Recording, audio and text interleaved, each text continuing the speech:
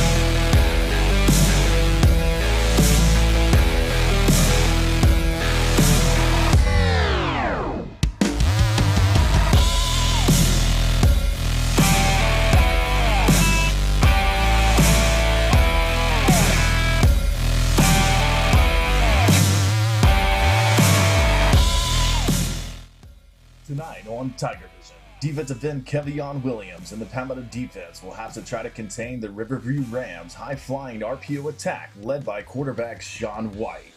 It's Friday night on TigerVision. Hey guys, Chris Conley here from Conley Buick GMC. Kickoff's right around the corner. Buckle your seatbelts and hold on tight. It's time for some Tiger football. Tonight's aerial coverage is provided by the Manatee County Fair, the place to see and be seen January 16th through the 26th, 2020. TigerVision is made possible in part by Conley Buick GMC, where we treat you like family. Impact Staff Leasing. Garrett Richard. Port Manatee. Boyd Insurance. DeVito's Auto Repair. The Manatee County Fair. Drug-Free Manatee. Richardson Stinton Roofing. Superior Asphalt. Slot Machine Charters, Captain Griffin Deans. And Ace of Power.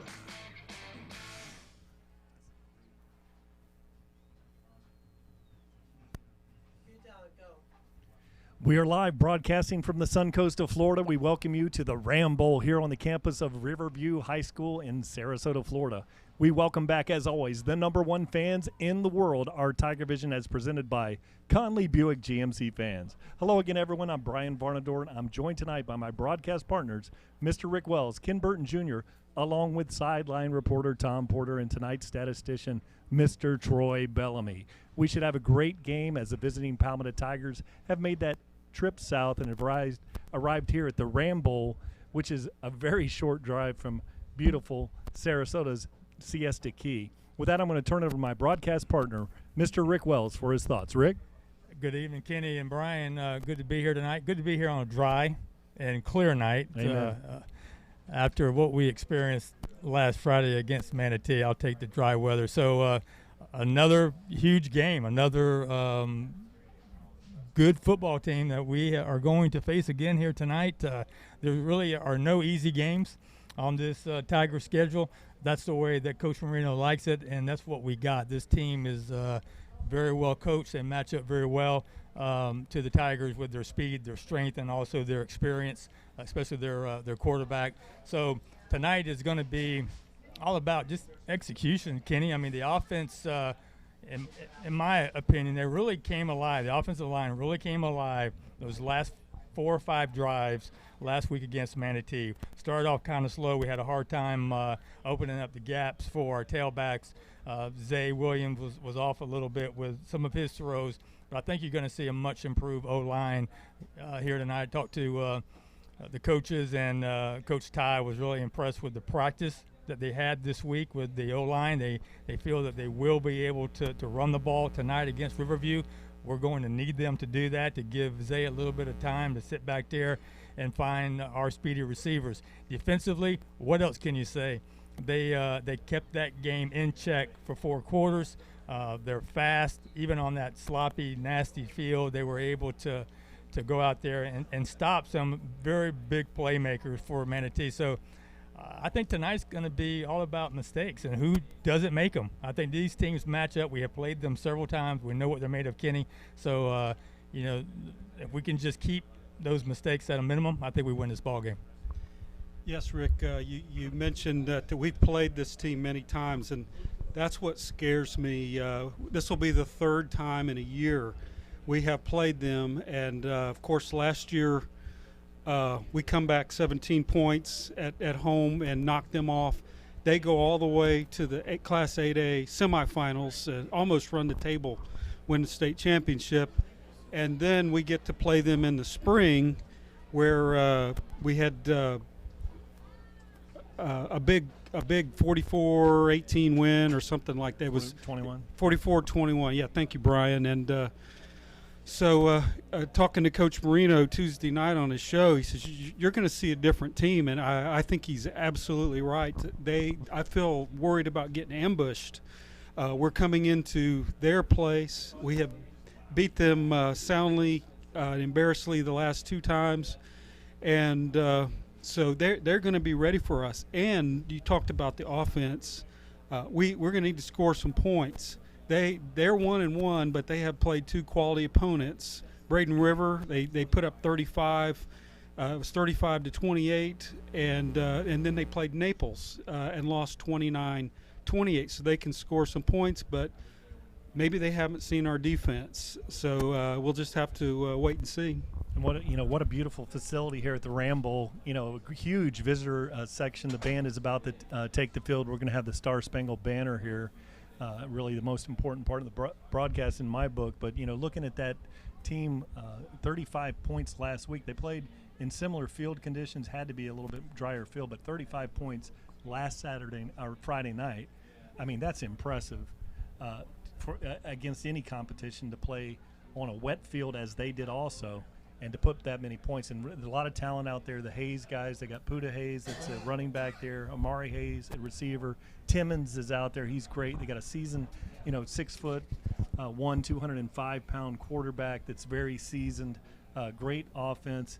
And in Riverview, they play that 4-3 defensive scheme that they've played for many years here.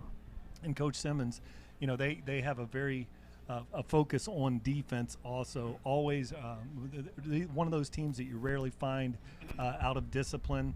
They're extremely well coached here. They run a great system here. That's why they have such a great winning tradition here at Riverview. Yeah, we're in a very similar spot that we were in just 2 years ago, and we talked about this, and we come off a very emotional win against Manatee, and we had to delay that game on Friday night and pick it back up on Saturday. We beat Manatee. Then this Hurricane Irma comes through and pushes us back to a Thursday night game instead of a Friday night game, and we come here to face Riverview, and we were flat, guys. We were flat. I think we were surprised of the talent that they had here. They were up and coming at that point, and we found out very quickly that this was a much improved Riverview team, and we lose that game. I think that we have learned from those mistakes. I don't think you'll see the Tigers come out flat tonight. They know what they're up against. I think they're ready for them, and I think just a matter of starting quickly. I would really love to see the offenses get going quickly. We haven't seen that the last 2 weeks, and that's something that I know Coach Marino and Coach Ty both want. Yeah, the other thing that we will know more where we stand tonight, because Riverview has played Braden River, and Manatee will be playing Braden River tonight. And one of those teams, Manatee or Braden River, will be, neither one of them have been 0-2 in this decade, but somebody will be 0-3. and then we're playing Riverview, who's also played Naples. And the reason I bring that up, if and Coach talked Tuesday night, you know, we're thinking championship run, but of course we got to get in the playoffs first. But Naples would be if we were able to get out of the region, Naples would be the team we would probably see in that fourth round. And so tonight we will kind of know where we stand as far as common opponents. Doesn't mean anything, but it gives you kind of a is our defense as good as they are? Because you can base it on points, but something to start with, gentlemen. Yeah, you know, and watching the game here, it's a high crown on the field, a beautiful facility here, and we're going to have now the band, Riverview's band on the field, and we're going to stand and have the national anthem. Carol Kavanaugh, color guard instructor, Angie Abbott, bagpipe instructor, Nick Bruno, percussion instructor, and the director of bands is Andrew Dubert. Tonight we open our pregame show with God Bless America.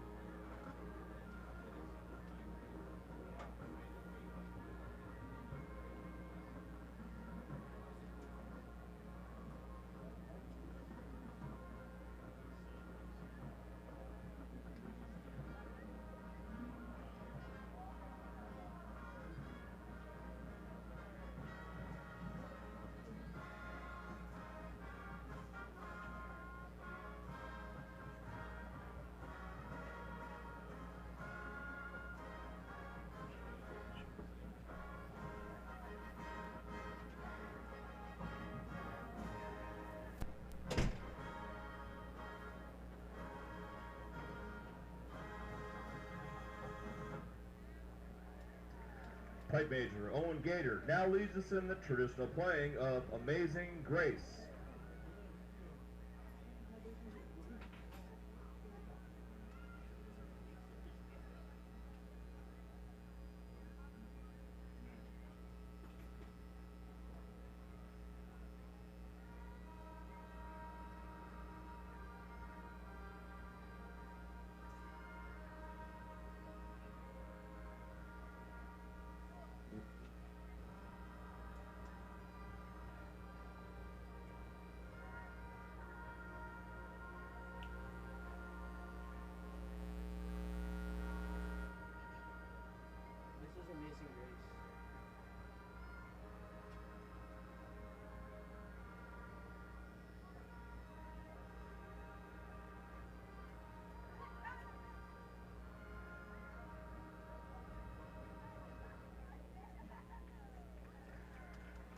Please rise and remove your hats for the playing of our national anthem.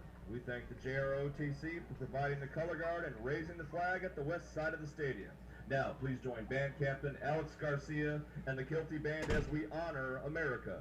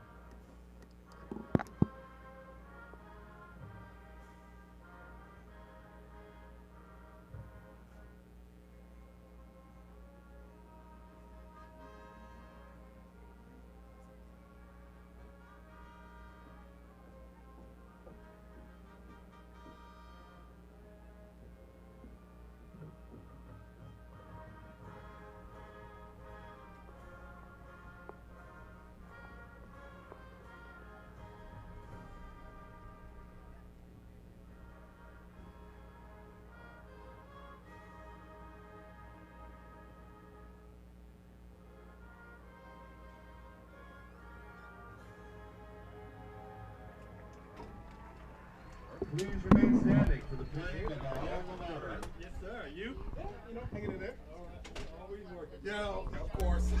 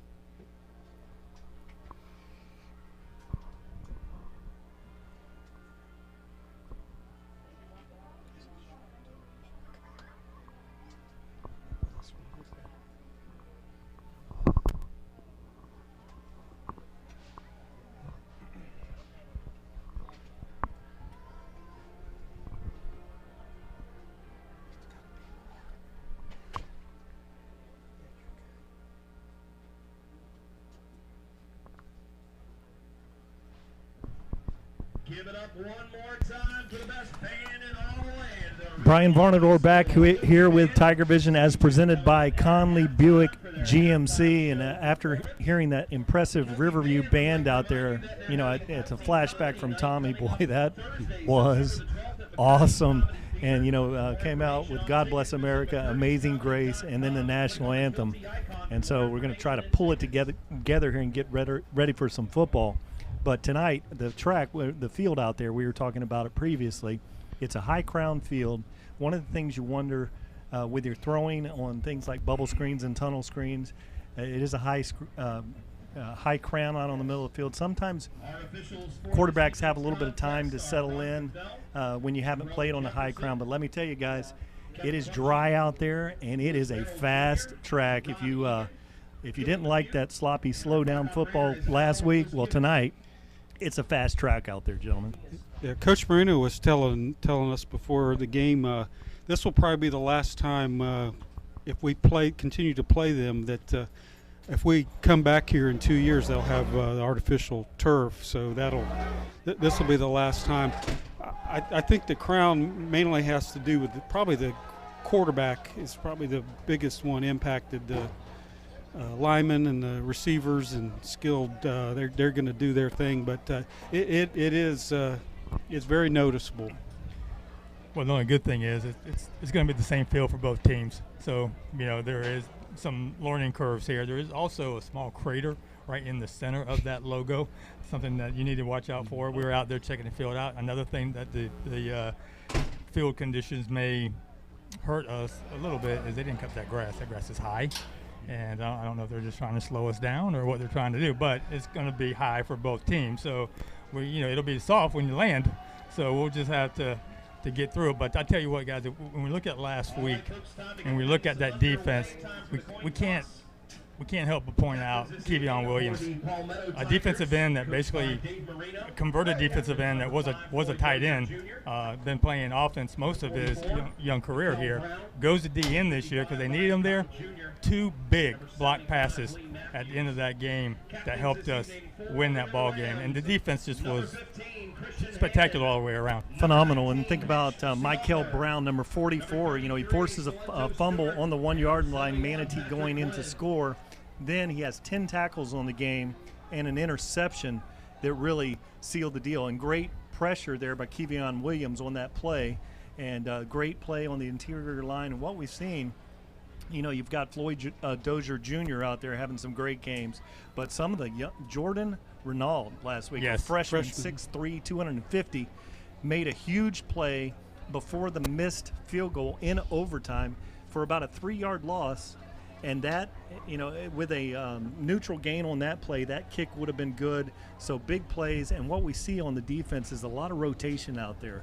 It's not where you got your 11 best guys out there. Really, the rotation along the defensive line, they're rotating. It looks like a college team, 9 players in the defensive rotation. And then with the safeties and the corners and the coverage out there, also a lot of rotation, which should help tonight on a dry field conditions. It's extremely hot here. We had no rains. You know, in that fourth quarter, Riverview's roster is a little bit leaner, with some players playing both ways, and you should see Palmetto, with the depth that they have on especially the defensive side of the football field, really should come into play tonight. Yeah, and to your point, I mean, you'll see those linebackers being rotated in and out like every 2 series. You'll have Tyler Wells, you'll have Gabe Avendino, you'll have Braden Nickel, you know, and they'll come in and out, and it keeps them fresh. And you know, that's really a luxury that Coach Cucci has not had in the past. We didn't have that depth, and all those players are starters. Those linebackers are starters. So you got 2 strong safeties, you got a weak safety to come in there. So just a good time to be able to bring them and keep them fresh. I think that helps for the long-term effect, the injuries and the experience. So if somebody does go down, you've already got a ready-to-go, next man up mindset. And yes, you see, we were watching Carson Newman last night. They were rotating several of our local kids in the game, but keeping them all fresh. Yeah, that's what they do. Yeah, you know, guys, gentlemen, as the band is still out there playing on this one, Tigers, I want to kick it down, if we can, to Tom Porter, see if we can pick it up with Tom on the sidelines. Hey, guys, here with Coach Marino. Coach, how the Tigers looking practice this week in preparation for this Riverview High School team? Probably one of our best weeks of preparation all year. You know, they really responded well. They came in focused, you know, on the Labor Day holiday. And it was just great intensity all week. They're ready. They're ready. Last week we played on a muddy, sloppy field, rained the whole first half. Talk about the difference tonight. We're going to see in offense. Offensively, last week we were limited because of the weather. Talk about what we should see tonight from this Tiger O. Well, we're going to let our thoroughbreds out of the corral. They should be ready to run. They're excited to run. They can't wait. A dry field, great night for football. They're excited to let it loose. Awesome. Thanks, Coach. Hey, guys, we talk about going to away games and the atmosphere at different places. This is one of my favorite places to play. I mean, Palmetto has such a hometown feel. You think of Sarasota, you don't really think of a hometown football team. But when you come to Riverview and you come to the Ram Bowl here, I mean, it really does feel like a hometown stadium. The band looks awesome. They look very, very hot wearing that kilt and all that wool. But, you know, it's a great atmosphere. I'm looking forward to a great game tonight. Tigers are ready. I think the Rams are ready, so this could be a nail-biter here. Back to you guys.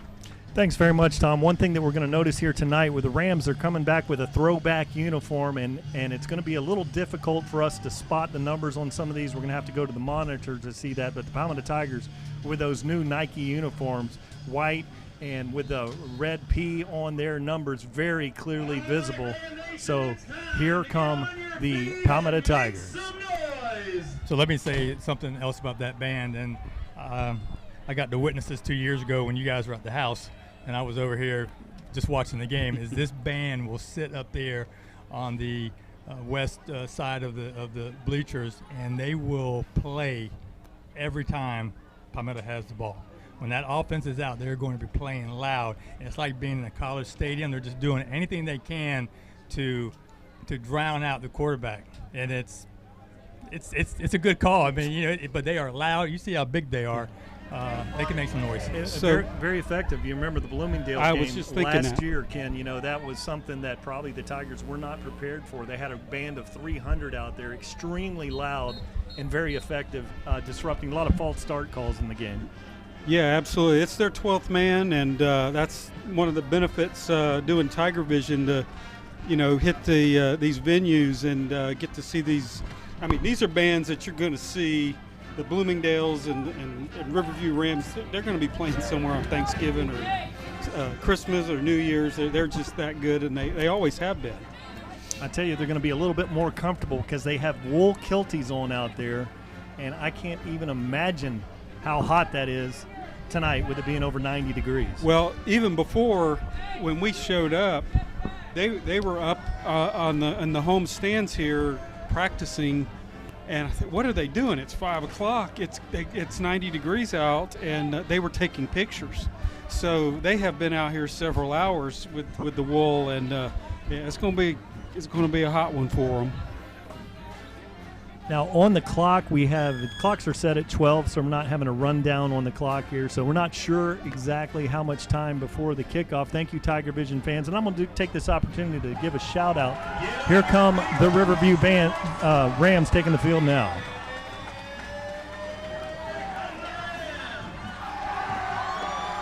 So the Rams take the field. Very impressive. Got the American flag up there.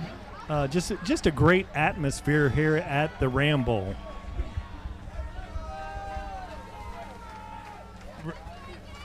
Really, hey, we got the fog machine over here for Palmetto, though, so Yes, nothing can touch the fog machine.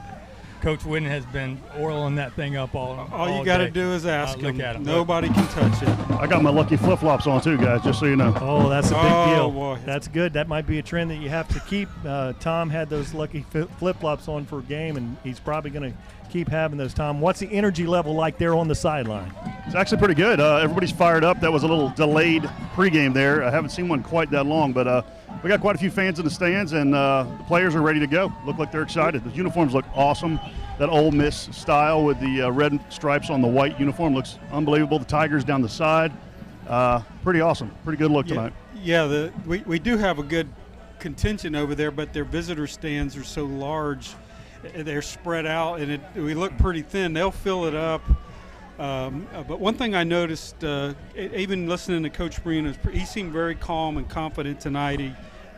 He answered the question. They had a great week of practice, so I think he's very comfortable where he is right now with the team and the preparation. Kenny, you couldn't see it from up there, obviously, but he winked at me when he said, we're going to let the big dogs run. And so I think you're right. I think he's feeling pretty confident. All right, so we're about to have the kickoff here. So get a kick out of great service from our friends at DeVito's Auto, located in Palmetto. Dorian Hall is going to kick this one away. He does kick the ball deep, and I've seen him get some kicks into the end zone, but we have two back there, Jonte West and Jaquez is back there to receive this one. There's a low kick, and it looks like it's going to bound there. Jonte Wester gets it, and he's looking for a crease, and he's tackled right at the 29-yard line, right at the 30, Ken. Yeah, I liked his return. It was he timed it right on the bounce, and those are the kind, all you need is that little small hole there they opened up, and you can take it to the house. But great coverage there by the Rams as we kick this game off. So the Tigers are waiting to put this one in. Riverview is going to probably line up in that 4-3 defense that they've been playing over the years. Single high safety back there, two corners out here. And out wide is Jonte Wester and Curtis Thomas on this sideline. Xavier Williams out of the shotgun.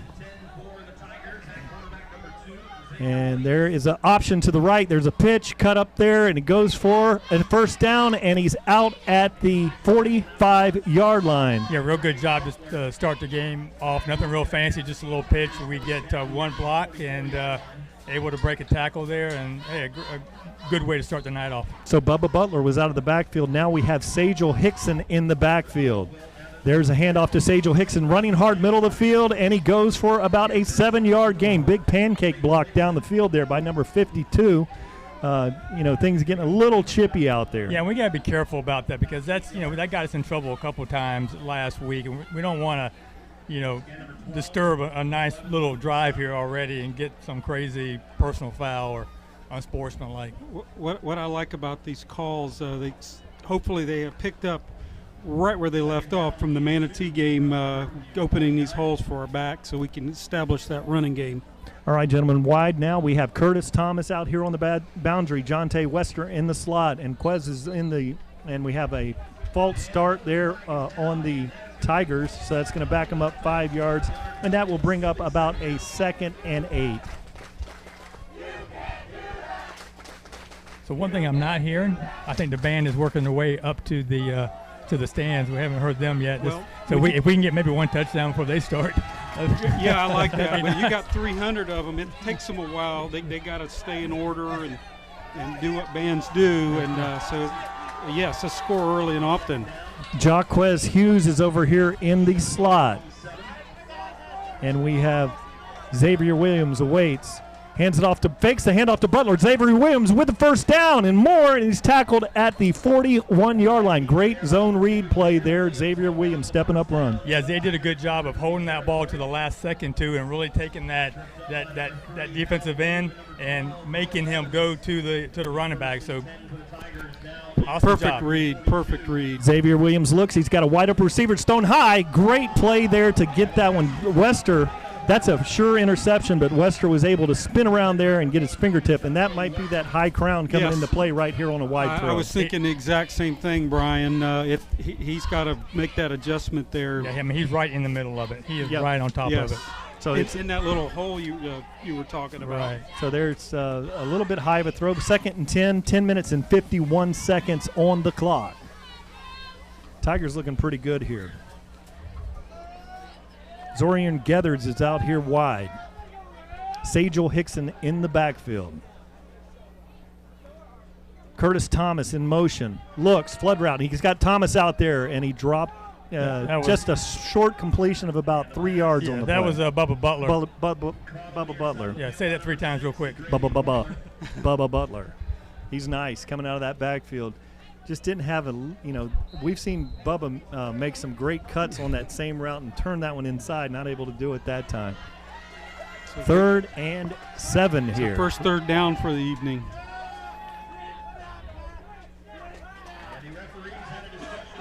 Geathers and Butler in the slot over here on the left-hand side. So they're saying that was an incomplete pass. Move it back. They got to move it back. Yes, that's going to make it 3rd and 10 or so. Back to the line. So 3rd and 10 here for the Tigers.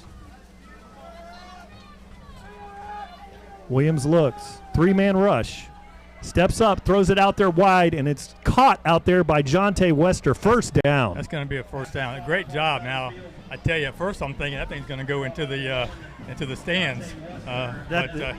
That's a Sunday throw here. You're throwing a strong arm. You're throwing a 16, 17 yard out there. You got to have an incredibly strong arm to make that throw. Most high schools can't make that play. A big hit there, and that is Sajel Hickson goes for a gain of about, 2 on the play. So already seeing good push from the O-line here, guys, opening up some holes, not having negative running plays, and that's good to see here because that's something that we were struggling with last week. Xavier Williams looks, rolling to the left, looking for a receiver, squares up, nice catch there, and he's at the 19-yard line, and that one's Geathers. Yeah, Zorian just really comes down there and just makes sure he gets a good catch before it hits the ground. So, really missed Kobe Mays, but giving Zorian some opportunities here. And he had the big catch last week. Yes, he did. Just inside the 20, so first down on the play for the Tigers. Williams hands it off to Sajel Hickson, has a crease, spinning, and he goes for a nice gain on the play. He's about 1 yard short of the first down, gain of 9. I am telling you, our offensive line is dominating. Xavier, in that previous pass play, had all day to throw, and the holes are opening, so they are dominating line of scrimmage. And there's Sajel Hickson. Really nice play by the defense there. Sniffed that one out. Goes for just about a half-yard gain, so just a little bit short on that one for those Tigers. Important to finish this drive here. They have executed very well, moving right to left here, but they've got to finish it and get it in the end zone. So changing things up here a little bit in the backfield is not Sajel Hickson, and it's not Bubba Butler. Is that Robert Gavin? I can't get a number there. That's number 25. Number 25. Okay, so we do have Robert Gavin in the backfield. It's a freshman. High snap, run fake, and Zay Williams has it, and he goes for the first down. Right. I think you already picked up the first down earlier. That was the first one. But very close to the first down spot over there. It's going to be probably. He fooled me on that one. Yeah, very nice. If he's reading that thing like that, it's going to be a long night for their defense for sure. So it says 2nd and 4 on the scoreboard here. It looks a little closer to that from this vantage point. Brian, it looks like they have the the markers down. So Yep, goal. so goal. Is it goal. Second goal. And that's Butler, makes a strong cut, driving still on his feet, and there he's down. Yeah, he never hit the ground with his knees. He was right there at the line. He's going to be right, just probably, Tom, from your vantage point, about 6 inches short. Well, they're putting him back at the yard line, but it looked like he got over to me. Okay. He reached the ball right over. Sneak. Yeah, he was on top of another player, and Just there's like your quarterback sneak, and we've got flag. a false start there, and it is going to be a false start on the Tigers. And that play probably would have gone for the touchdown. 7 minutes and 57 seconds on the clock. Tigers are going to back up 5 here. The exact Kansas tiebreaker where they just fed it to Bubba. He got us in, and then they hurried up and did the quarterback sneak to finish the game. But unfortunately, we got a penalty here. Big play. Tywan Smith, number 52, has been given some very good blocks out there. And Keon Williams is in the game there as a blocking tight end. This time they fake it, slant, wide open receiver. It's overthrown. Great call. And that's just one thing that I've noticed Zay doing here the last couple games that he hasn't done in the past is throwing everything high. And I'm not sure why, Kenny and Brian. It's just, usually his short pass game is spot on. But even against Manatee, I know we had a wet ball, but he was throwing everything high. Yeah, came out of there, had a little rub route action over there. Wide open receiver.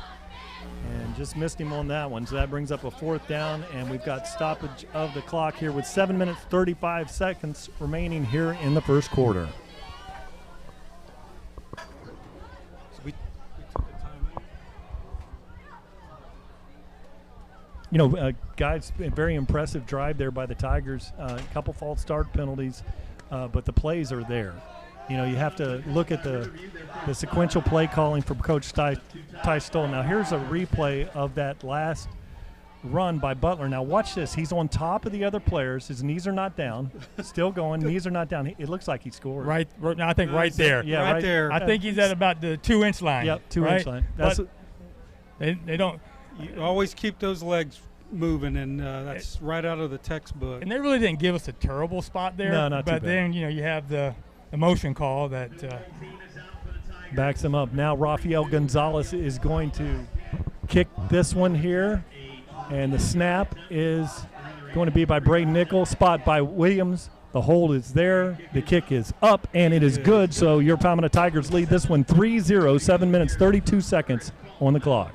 I think that's a win for the offense. Would I rather had a touchdown? Yes, the way they were moving the ball. Yes, they should have, penalty at the wrong time, but I think this is going to be good for the offense to take that first drive and take it down there and get the points. And now let's see what our defense can do. Well, we can't complain, to be honest with you, because we saw that O-line do their job that entire drive. It's very impressive. It's a good job by the coaching staff to get them ready for tonight's game. So, that's really what we expect to see every time the offense gets the ball. We may not always score, but we always expect them to move the ball and at least give us some good field position because they've just got so many talented players over there on that side. So now we'll see what the Riverview offense has to offer and see what our defense can do against it. Going back to return this one is James Simmons back there, and Rafael Gonzalez approaches the ball. Get a kick out of good service with our friends at DeVito's Auto. A very high driving kick, great play. So Riverview will start the ball from the 20. Gentlemen, do you see what's falling from the sky? Unbelievable. 0% chance of rain. Yes, I asked Google this morning, is it going to rain in Sarasota? 0% chance. Oh, my goodness. I'll tell you what zero looks like here in Sarasota County tonight. It looks like rain. Holy cow. It's coming sideways from the right side of your screen. Unbelievable. Lots of clouds in the area. Got to watch for a lightning delay here soon. Sean White will wait the snap. Hands it off to the back, and there is a nice play by the interior of the line. Floyd Dozier Jr. Makes the stop. So let me tell you, we had a bunch of fans come from Palmetto who did not bring an umbrella because the weatherman said we don't need one, Kenny. You're in Florida, you better bring one. Two receivers on both sides of the formation. Sean White looks it over. And he's looking, throws it out there late. It's going to be caught at the 30-yard line, and that's a first down, the first one of the game, and that was number 11 there, and that is Amari Hayes, and he's a good one. That was you were talking about them earlier, the twins. They're both just 10th graders. One's a receiver and the other was running back. Yeah, brother Michael Puda Hayes is in the backfield, and Amari's out here playing this one wide. Now they fake the handoff. Sean White keeps it, turns it up inside, takes a nice hit there by Matthew Wyatt, goes for a gain of about 6 on the play, about 5 on the play. And as the rain falls here in the Ram Bowl, the Rams Hopefully have this just blows over. 2nd and 4. It's coming down. It's coming. Sean White, jet sweep, looking for the edge. He's got a crease. And he is tackled there after the gain of the first down. And that's Amari Hayes on the play. Little jet sweep against those Tigers. There's the lightning. So we're going to have a 30-minute at least or 45-minute rain delay here with lightning in the area. You know, Troy Bellamy, our statistician, is here tonight. Steve Johnson also is our statistician. Steve who? Steve who? Steve Johnson would be on the floor, lying or laying down, whatever the proper English on that. He would not like this at all. Well, while we have a chance during this delay, guys, I wanted to talk about the Palmetto High Boosters Club.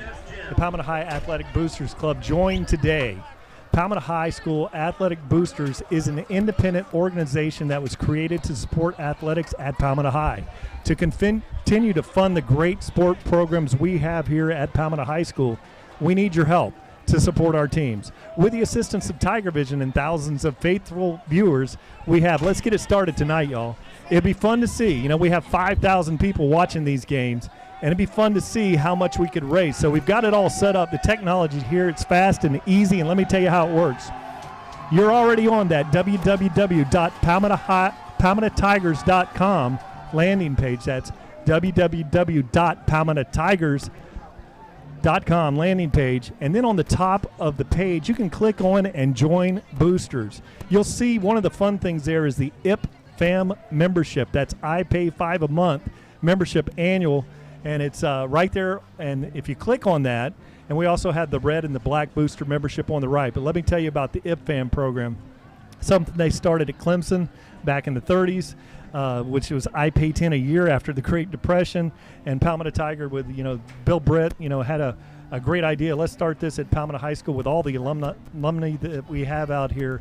And we often wonder how much we could raise if we had 1,000 or more of our former alumni and TigerVision fans from all over the country join the program, like Brazelton's family that's watching from Maine up there. You could join in and join the IPFAM Club. The technology's here, so we could make it happen, and we'll give you a report in the next game to tell you how well we did. Also, when you do get back to Palmetto High School, the Red and Black Club is another great feature that we have that gives fans the game day experience of a Saturday there at Harley Stadium in Palmetto. So local fans, we encourage you to join the Red and Black Club, and you'll get that VIP treatment. And for Tiger fans abroad, you can join boosters and become a member of IPFAM. And it's a 501c3, so it's actually tax deductible for those that's important to them. So it has nothing to do with the school. It's a booster club, and we need your support. Just to support the Palmetto High Athletics. One thing when you have a sports program, you're trying to do nice things for the sports program, and have good stuff for our Palmetto Tiger student athletes. It's something that's fantastic, because we really want to represent our community, our town, in that one town, one team philosophy that we have at Palmetto High.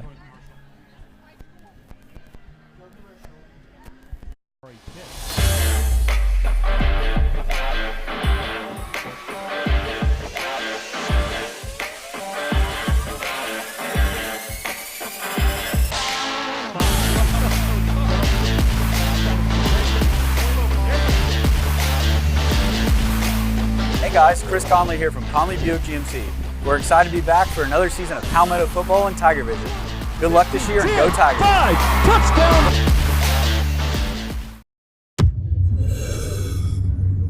Every day, 192 people in the U.S. die from drug overdose, but they don't have to.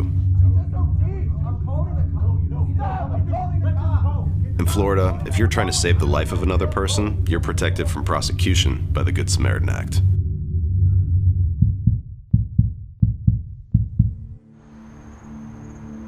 You just saved her life.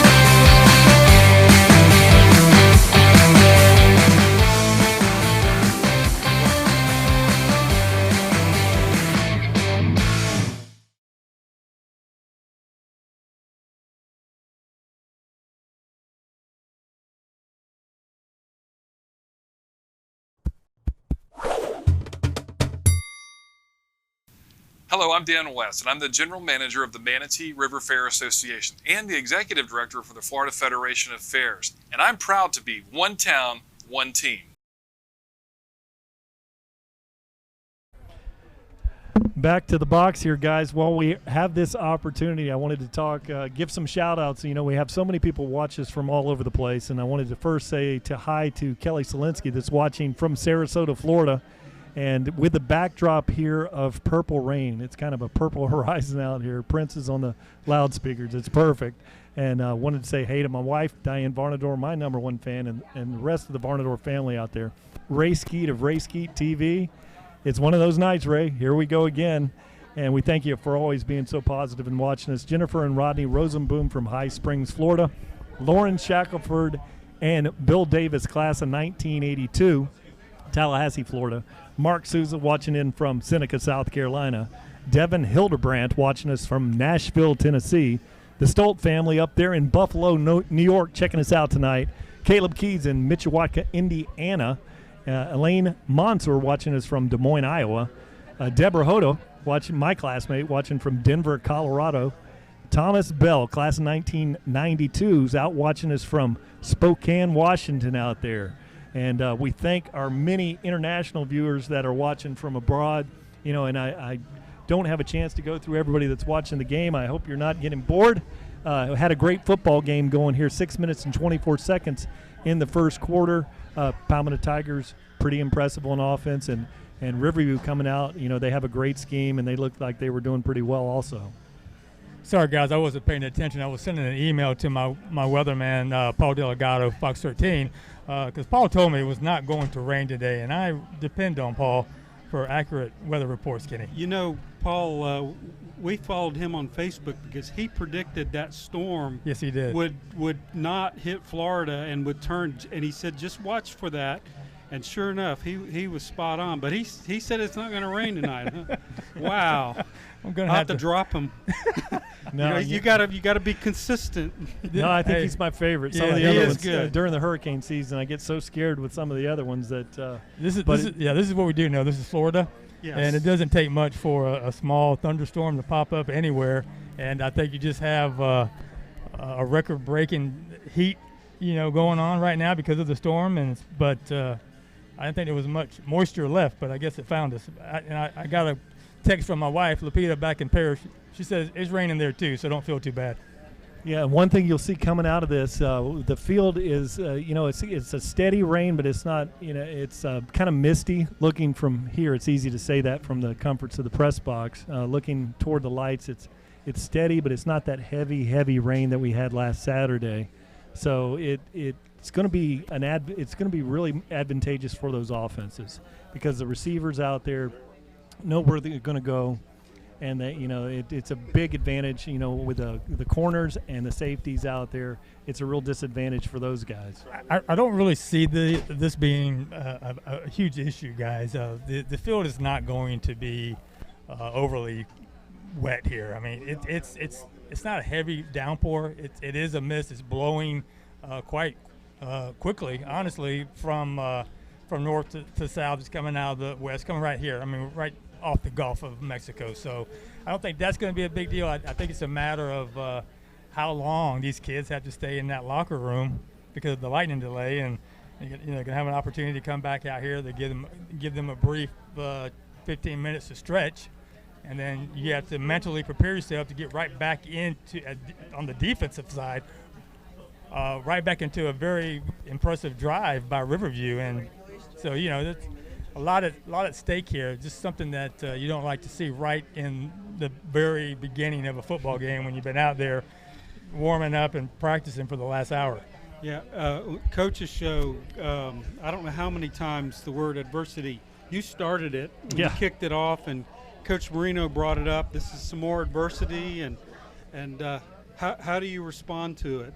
You're going to have these. You have these things in life. The football field is a learning laboratory for life, and you have to respond to these things. I think the field will drain well. They have a river that goes right around here, and it'll drain right into it. And but yes, these are just teenagers coming out here, and they've got who wants it. So I'm going to encourage you. We're going to take a little break here, but I'm going to encourage all of our fans out there to click on and join the Boosters Club, so we can continue to do the great things here, that we're able to accomplish here at Palmetto High School. So thank you for watching, and maybe get a soda, and we'll be back after this short break.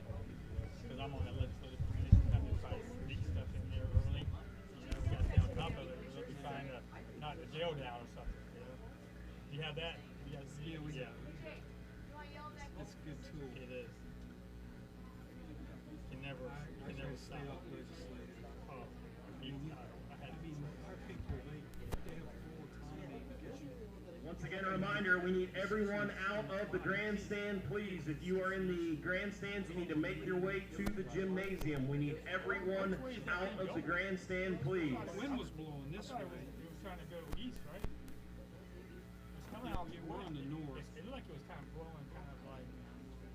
The wind's been blowing out of the west.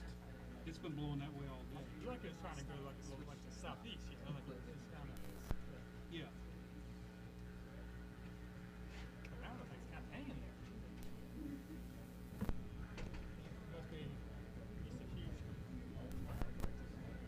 Guys, I never thought I would have bet you $100 it wasn't going to rain. Oh, I know. Yeah. I knew actually. I did. Yeah, my Apple already knew. It did. Yeah. What's Apple? It said zero. It wasn't Apple actually. It was weather. It was Weather Channel. Yeah, my app told me. I told them it was going to start raining at the. You were right on it. Right at, it was like right when it started sprinkling. It told me to. You're right. By the way, we have 224 viewers. It just started the game. We haven't started it yet. Yeah. And not that many people. And not that many people. I'm just glad we're not at Braden River this year. They put us in the sun. Remember that? Yes. Yes. That's the worst I've ever been. I've never experienced anything like that. It was. That's pretty cool. I don't know where people are watching.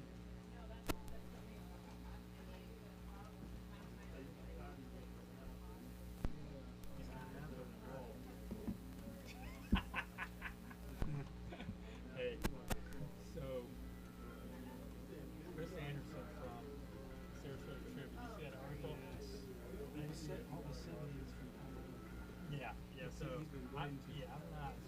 I'm not a big fan of it.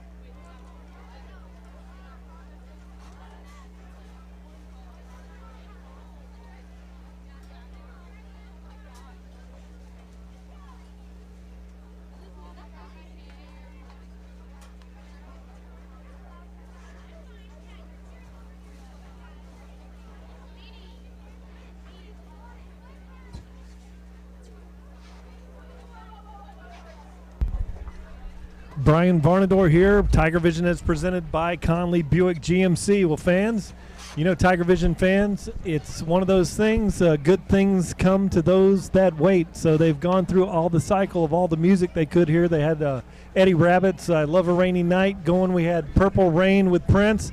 And for you TigerVision fans, as presented by Conley Buick GMC, we're going to make this game worth the wait, guys. Really, we expect to see some exciting football. The clouds have now cleared. The moon is high in the sky, beautiful looking up there. No clouds in between here and there, guys. So we're excited to get things kicked up again. Well, the fans are working their way back into the stands. It's still there's a mist out there. I don't know where this thing came from. It caught all of us by surprise. But anyway, we have a nice little friend crawling. That's classic. We got a nice little frog right here. Just welcome. Yeah, I don't know what that is, but he needs to go to your side. So let's get back to the game here. So now the young men are going to come out. They're going to have to re-stretch. They're going to have to get fired up once again. Riverview has the ball. They'll pick up right where they left off, which I believe is about on our 45, roughly. They were driving the ball pretty good, guys. Nothing too fancy. One pass. Everything else was from the run game. And, hey, we're used to this. We spent the entire night, last Friday night, dealing with this type of weather. We thought it was going to escape us tonight. It did not. They'll come back out. They'll be fine. I don't think the field's going to be that bad. It did rain harder when we were on break than it had in the beginning, so we'll see what the field conditions are like. Yeah, 6:24 left, so hopefully we don't have to go right into a water break. This is the water break, so the rule is once there's a lightning strike, 30 minutes after that, and then the kids need X number of minutes to warm up. I think they're trying to get this thing kicked back off at 8:30. Yeah, very adverse. We talk about adversity here for the Palmetto Tigers. It was classic. During the break there, we had the Palmetto Tigers come out of the locker room, turn around, go back into the locker room, come back out onto the grass, had to round them up, turn them around, get them back into the locker room, and it's just going to be interesting to see how the emotions play out in this one, with the players. And, one thing we know with our fans of TigerVision, as presented by Conley Buick GMC, we have the greatest fans in the world. And tonight, during this delay, is one of your times to show us that you are the greatest fans, because, a lot of people would dip on this or take off. And but we got some exciting football. The Riverview team is now making their way toward the field. Hey, Brian, you were talking about adversity a minute ago. I'd call this a quagmire of adversity with coming and going in the wet field and all the rain. But, as I'm walking across the field right now, very solid footing, and I'm a big boy. So nothing like it was at Palmetto last week. I think the footing will be just fine. Yeah, you look very nice walking across there with that triple XL that you got going there, Tom. Yeah, you're a big boy in flip-flops. This is a schmedium, fellas. I don't know what you're talking about. I'm a svelte schmedium. Digging the white shorts, Tommy. Thank you. I appreciate that. I did that for you, sir. Yeah. All right, Tom. We appreciate the sideline report from Tom Porter. And later on, we're going to get to, after the end of the quarter, we're going to get to some statistics here from Troy Bellamy. Troy, we've been enjoying the friends here at Riverview. They treat you so great up here. They had some extra food. They ran food down to the guys at the trucks. One thing that we've had are accustomed to here at Riverview, they just treat you great here, and we so appreciate the fans. Even the Riverview fans are watching TigerVision as presented by Conley Buick GMC. We want to tell you that the hospitality shown here to all of us has been fantastic. Yeah, I just really enjoy this matchup. This has been a great rivalry as well for us, and this Riverview team, very well coached guys, and for the last 3 years since we have been really back and forth playing them, this is one of those games that you can never predict who's going to take tonight's victory. You just can't predict it because they're so evenly matched. They got speed on the offense just like us. They got playmakers on the defense just like us. And, it's going to be an exciting night once we get started again. So the players are out there doing their stretches, trying to loosen up. And for a few of us old guys here in the press box, and it's even us, we're not out there running around playing football, but it's kind of tough to shut it down and to start it again. But we've got two great offenses, potentially great offenses here. On that first series, got a little tricky down there with the down in the distance and the goal, but really a wide open. Xavier had a wide open tight end come off the line and just missed him there. So great scoring opportunity. Then Bubba Butler was spotted about 6 inches short. So we've got some adversity. The last week's game against Manatee, we called it the Quagmire Adversity Bowl. And here at the Ram Bowl, the adversity has come in, but we're about ready. Did hear a whistle down there on the field. Thank you, TigerVision fans, for hanging in there with us. And we're looking forward to some really exciting football. Yeah, hoping that the Tiger fans that are here tonight brought some towels with them. Those are going to be some very wet bleachers, but they are filling in nicely over there. And getting back to Zay Williams, not really sure. We have seen. I have watched Zay Williams since his freshman year. Very, very good quarterback. A lefty, throws the ball very well. Good touch. He just, for whatever reason here, the last couple of days, games, he's been releasing high, and I know that he knows it, and they're trying to figure it out. But unfortunately, we have missed several open receivers the last two games. That game last week against Manatee should have never been that close. There were 3 touchdowns that I can remember that we left on the table. So hopefully Zay can come back out here, regain his composure and kind of figure out what it is that he needs to get back to make him that quality quarterback. And it's something very small. It's a split-second thing, and what I liked about him early on in that initial drive was his reads. We talked about that a little, where he fooled us all and fooled their defense, and with that confidence, everything else should fall in place as he's fine-tuning his game. Yeah, and Ken, the one throw in the series, there was an 18-yard out that he threw from the hash that very few high school quarterbacks can make that throw. So the other stuff is pretty short passes, it's correctable. There are many quarterbacks in Sarasota County, Manatee County, that can't even make the one throw that he made. So he's got the impressive arm talent there. Good to see him on the zone reads, running the ball.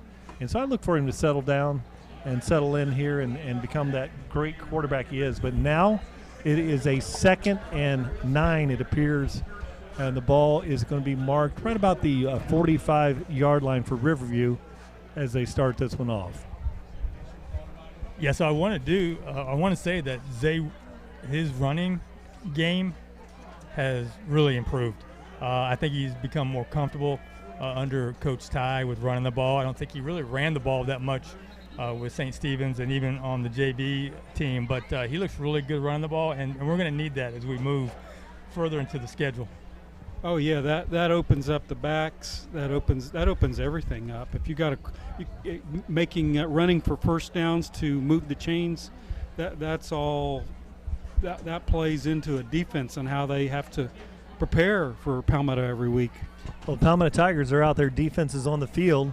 They're ready to go, and Riverview is still sorting this one out. So it'll bring up a 2nd and 9 here, 6 minutes and 24 seconds. And the waiting, and there's another little bolt of lightning out there, but it's far away, so no stoppage of play. Thank goodness. Rick, you were talking about Xavier Williams and his ability to run the ball and how he's been improving. I've noticed a few times when he's got a hole to make a cut, he kind of stumbles on that cut. Like he puts his foot down and tries to change directions, and I don't know if his ankle's giving or what. I know Palmetto, the ground gave way a few times, but he's having a problem getting that clean cut and up the hole. If you can figure that out, then it's going to be a big difference. Now, Puda Hayes is in the backfield back there with Sean White. They fake it. Now they're looking. Great rush by the Palmetto defense, and that's going to be a tackle for a 7-yard loss. Yeah, and that's a good job there by Floyd number Dozier. 5 there, Floyd Dozier, something that we saw a lot of last week against Manatee, and that entire defensive front last week was getting good pressure, and that's that's good to see. We need to continue. Big third down now. Ellison Bradley's out here in coverage on the slot receiver. They hand the ball, fake the handoff. He keeps it. Then there's nothing home. Big hit there by the Tigers. Matty Wyatt. Matty Wyatt. Not going to get past him. Good job, Matty. Good sportsmanship picking up the senior quarterback for Riverview. So, hey, a good start by the defense. I think that rain delay may have helped them, guys. In it.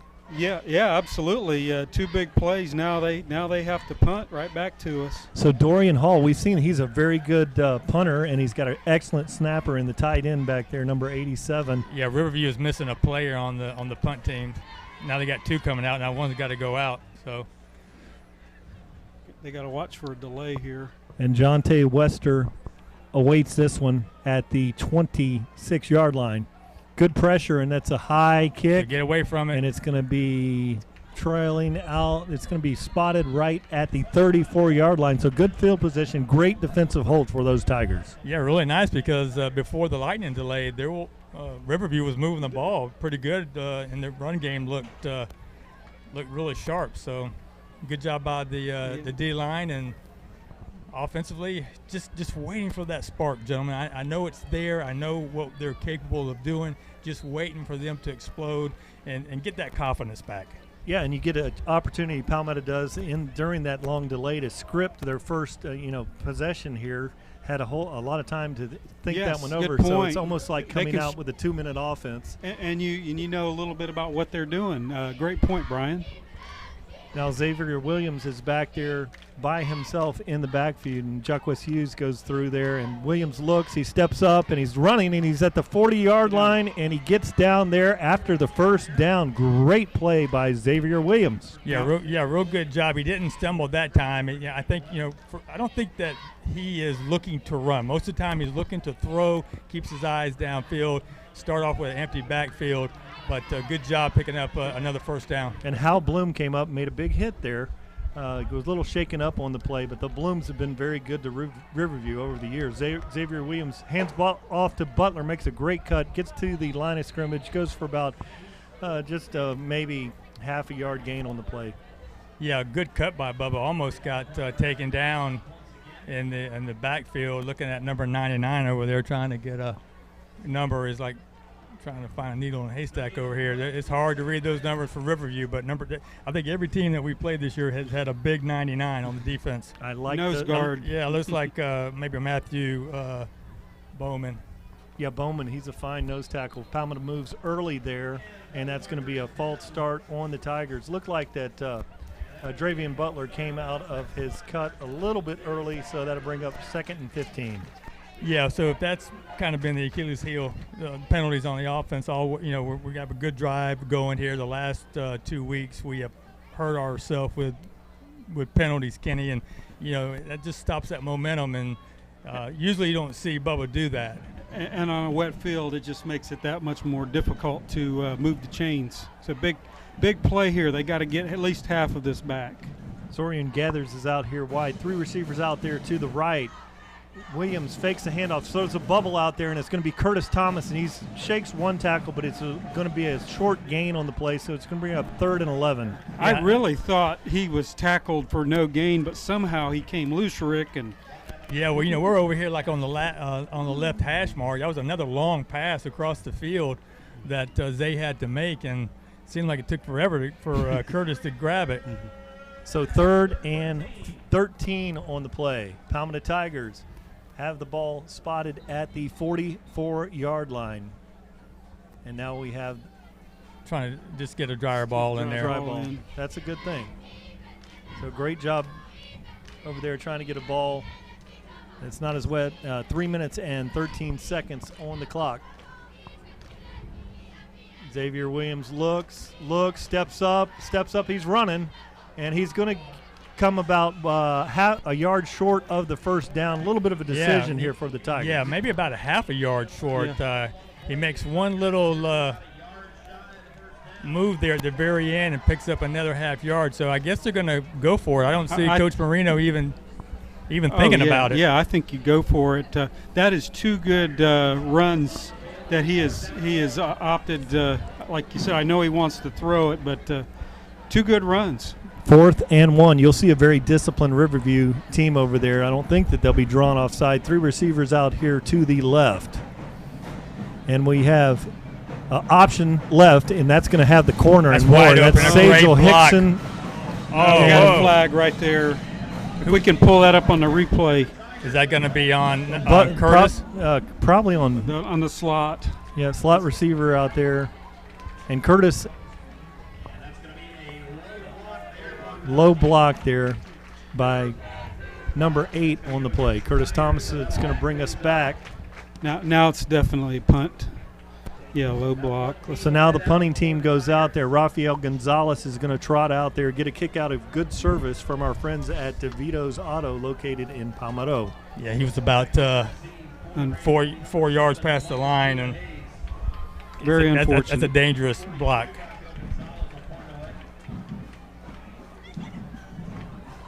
Now this snap is going to be critical by Braden Nickel. Good snap, and he drops it, and he's blasted there. And then it is picked up by Mikael Brown. Oh, no, the Rams pick it up on the 20-yard line. So Mikael not able to gather that one. 1 minute and 56 seconds, and there's your first turnover. Yeah, so that's going to be, there's the conditions coming into play right there. Good snap. Real good snap. He just bobbled it and couldn't pick it back up. I mean, Braden Nichols is the best long snapper in the county, and he was able to put it right in his hands. Just unfortunate there. One thing trying to catch a long snap is, especially when it's wet, you've got to secure. You got a split second more, and then get it out. 1st and 10 for the Rams at the 20. Little flash of heat lightning out there. Sean, he looks at it, and that one's overthrown. And really good defense over there. So that'll bring up a 2nd and 10. Tyler? Yeah, Tyler Wells and Day Hill over there to break it up. So good job by the strong safety in the corner. Is that Day? He was smelling the goal line there. My goodness. 2 lined up there in a stack formation out there to the left. Now he hands the ball off to Puda. Nice cut on that wet field, and he goes very close to first down. He's about a yard short, but that 1 minute and 42. Now they have a very manageable 3rd down here. Yeah, Tyler had to come all the way back over, Tyler Wells, and make that tackle. So, if he's coming over there from the strong safety side to make that tackle, things have broken down. So they're going to go with 1 back there. And Palmetto defense. He moved that offensive line. So we got a false start now, and it's going to be on the Rams. So and that pressure, Palmetto rolled up a big bear front on that one, linebackers in the A gaps, and they moved. So that was a huge penalty there. Huge, because they could open up their playbook there on a 3rd and short. Now they're going to have to plan a little bit more because of the penalty. Okay, this looks like they're throwing the tight end here. He's out there, and that's always a good option. They move jet sweep action to the right, looking for the edge out there. Good job by the defense initially turning that one there, and he's going to be tackled short of the first down. So good play by the defense on Michael Puda-Hayes. Yeah, they just wouldn't let him. He ran out of real estate there, nowhere else to go, and great job by the defense on that side, keeping him contained. That's where the speed really helps us with this defense. Is they've got some speedy backs, and we can contain the edge. 30-yard field goal. So let's hope we have they're trying to muff up here. Let's muff a snap here. Dorian Hall's back there to kick this one. He's a good one. Holding is a challenge. You have to catch it, spin it, and put it down, and it's going to be wet. Snap's good, spot's good, kicks up, and it is no good. It looked like it was right. Yep. It's hard to tell from this angle, but it looked like it was going right. Yeah, it was definitely right. Okay, so that was a great defensive stand by the Palmetto Tigers. They were assisted by that false start play on the 3rd and 1.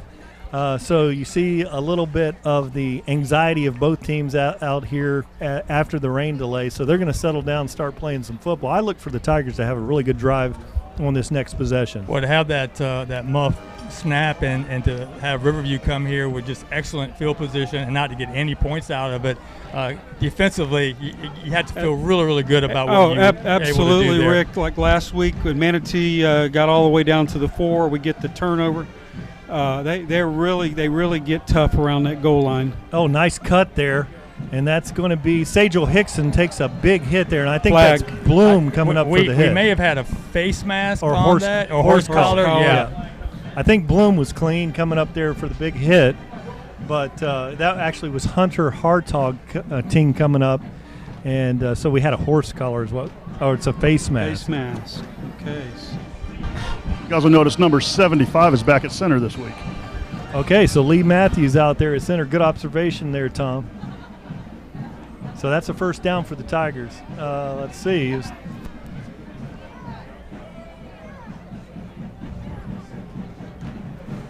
Just got to settle down here, gentlemen. Just we can be as methodical as we want. Just get into the end zone. I like that.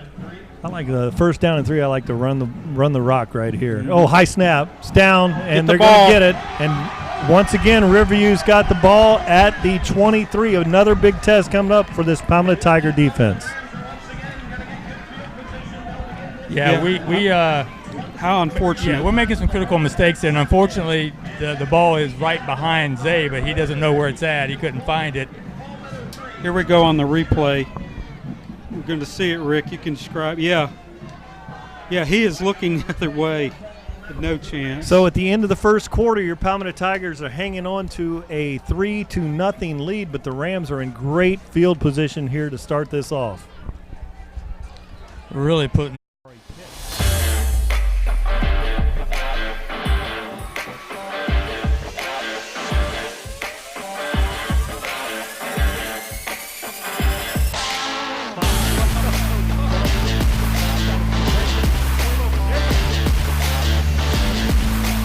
Hey guys, Chris Conley here from Conley Buick GMC. We're excited to be back for another season of Palmetto football and TigerVision. Good luck this year and go Tigers! 5, touchdown!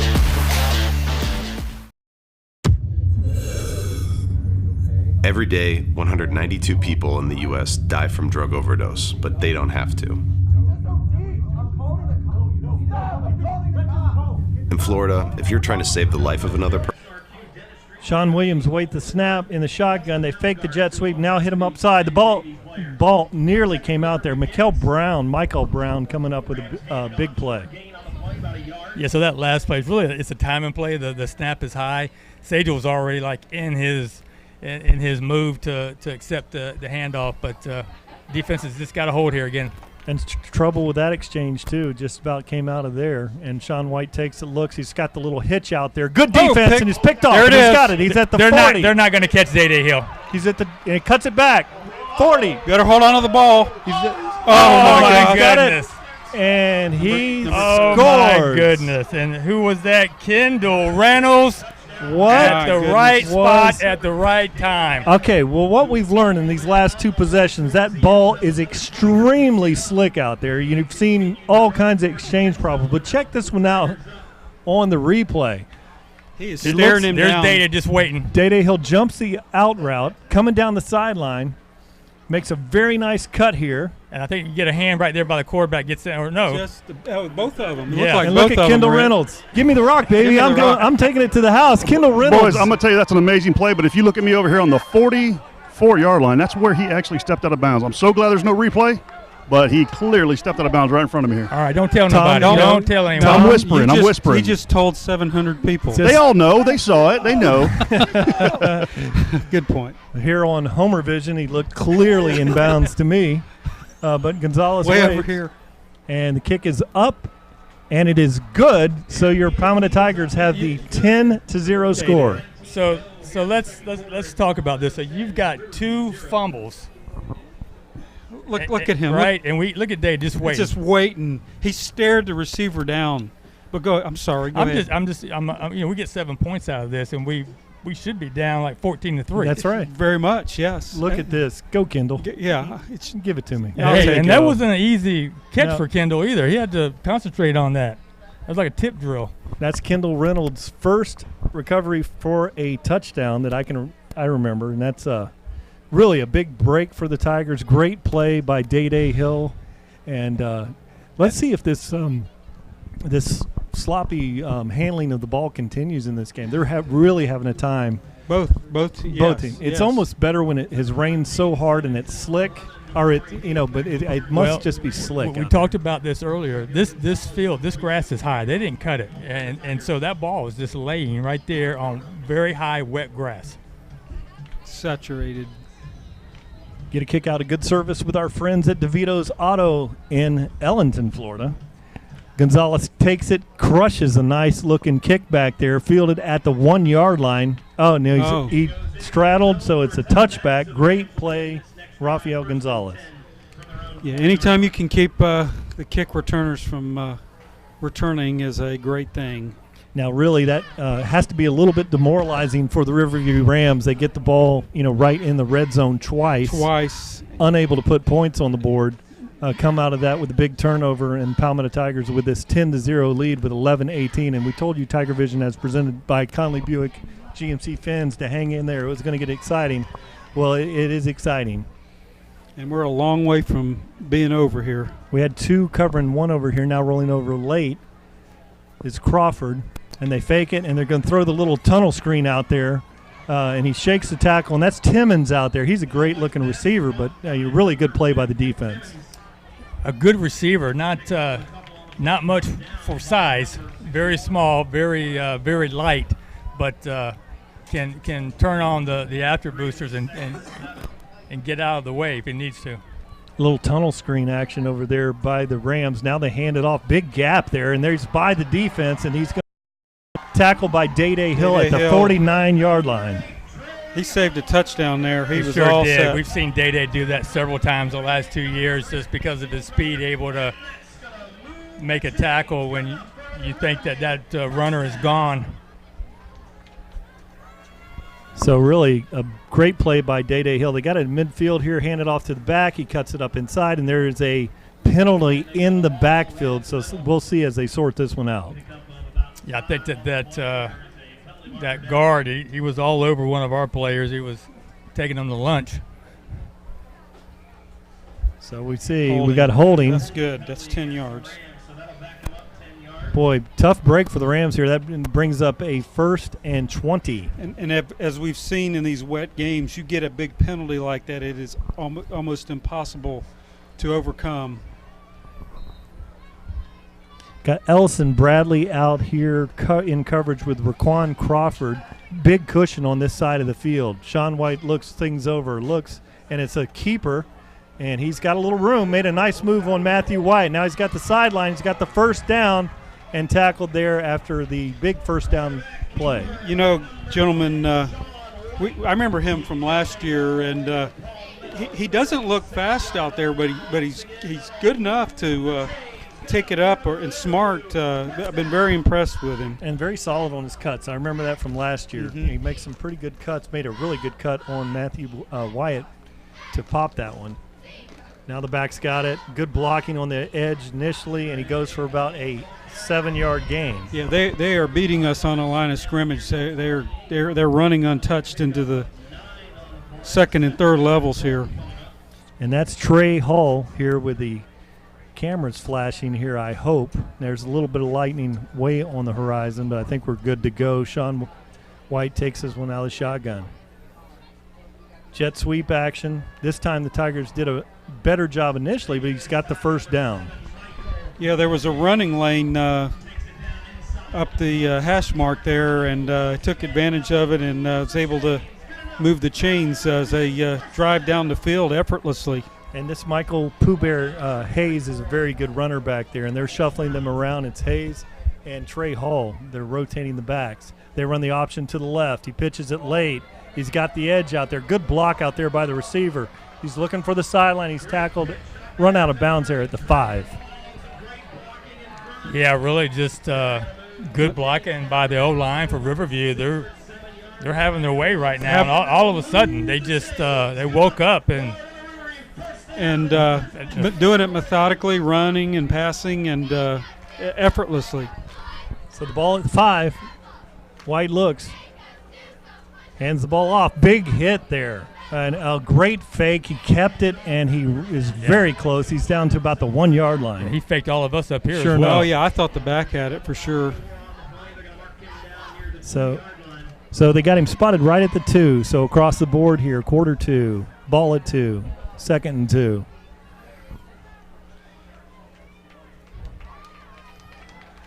Wide awaits. He's 2 receivers out on the right. Look for a run here.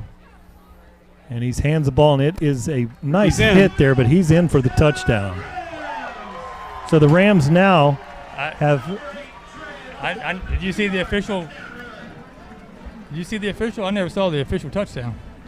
But he's got it. It's he does have it. 6 on the board here, and they're lining up for the very important extra point here. Interesting to see if this wet field conditions will. Dorian Hall is going to go back there to kick this one. See if he can respond after missing the short field goal earlier. Oh, the snap was low, and it's up, and it is good. Great play by the holder there on that one. Holder made that one definitely. It was looked like it was turned flat on the ground, and he was able to get it back up, and they put it through. Got a ball game. So that last drive, that Riverview drive, the way that they mixed up the run game with the tailbacks and the quarterback reminded me a lot of Venice, guys. A lot of Venice. I mean, we saw that every year. You actually took the words right out of my mouth. I was about to say the exact same thing. They're not huge guys. Venice is a little bigger, a little stronger, but these guys were in the right place. There was a plethora of blocks on that drive that we were in place to make a tackle, and a blocker came out of nowhere and just took Matty White out of the equation, and then they get a 6 or 7 yard gain. So very organized, very well coached over there. Thanks, Tom. And now we're going to have back to receive this one, number 32, and that is going to be Hayes back there, or excuse me, that is going to be Jonte Wester is back there. I think we also have, is it Jaquez Hughes as well? Yes, Jaquez Hughes back there. Dorian Hill kicks this one away. The driving kick, that's a good one. And it's going to be fielded by Jonte Wester, and it is down just about a half yard into the end zone. So Palmetto Tigers will start 8 minutes and 50 seconds here in the second quarter. 1st and 10 from the 20. So we really need the offense to pick it up here and to get their composure back. We have one score here, but that's by the defense. And, we just need to come out here, and offensively we need the O-line to get back to the blocking schemes that we have seen them do here early on in this game. And we'll go back. Just slow down here a little bit in ball control. We talked about that, and ball security several times last week because it is wet out there. And go back to what they did to start the game off. Zorian gathers out there. Jaquez in motion, cuts it up, nice cut, and you can see the speed there as he goes for about a 9 yard gain. Yeah, and Jaquez is a transfer in here from somewhere, I can't remember, but from North Florida. Yeah, he's new to the program, but he's been making a huge impact already here the first 3 games. So 1st down on the play. Zay Williams takes it. Fakes it, throws the long right. He's got a wide open receiver. It's Jonte Wester. He's running down that sideline, and he has 6. You won't catch him. We got a penalty, but that's and a roughing the passer. That's roughing the passer. Absolutely. All right. Well, it's good to see LaJonte with a big play. That's going to be a big spark for our offense. And my goodness, there wasn't anybody within 10 or 15 yards of him. Wasn't that nice to see, guys, because we missed several of those last week. Yes, we did. And he was on that time. And what you saw, he throttled down. Xavier took a little off the ball. He could have let him just a little bit more, but you could see that elite speed there by Wester. He was able to throttle down, make the catch, turn it back on there in about 2 steps. And once he gets behind you, a 2-stepper, once you see that hand behind the pockets like that, you will not catch him. It's over. It's over. You'll see him in the end zone. All right, here comes the very important snap by Braden Nickel. Spot, hold by Williams. Kick is up and good, so your Palmetto Tigers lead this one now 17-7. Just a good feeling to see that offense click, and even the run game. Prior to the pass, I think that really set up that pass because we have struggled just really, it's been horrific at times. We just could not get the run game going, Kenny. So, so far so good for the offense, and the O-line is just, it looks like a different O-line right now. Oh, yes, absolutely. And can't wait to go back and look at find out what happened there, why he was so wide open. Somebody must have just slipped. Well, also on that play, if you guys, when you look back, you'll see that Xavier Williams was fumbling the ball in his hands. Like he lost grip of it and got it just back just in time to make that pass. So I don't know if the defense saw him fumbling with the ball or what, but he really did not have control of it until the last second. And once you get Jonte Wester, LaJonte, when he's even, he's leaving. And that's one thing that you will see. And now the ball's fielded at the 2-yard line, looking for the edge. Nice play there by Ellison Bradley to turn that one in, and it goes for a nice gain, but to the 29. But really good play there. And that was number 41 for the Tigers doing his thing. Here's the touchdown play again. Yeah, he did. You're right. It's got a little wobble on the ball, but perfectly thrown. Yeah, could have let him a little bit more, like you said, Brian. And better safe than sorry, though, right? Yeah, absolutely. 6 points. But good, take it every day. Good protection there by the line. Looked like they had a little hitch and down the boundary on that one. And Jonte Wester in open space. It's scary. You got a winner in that deal.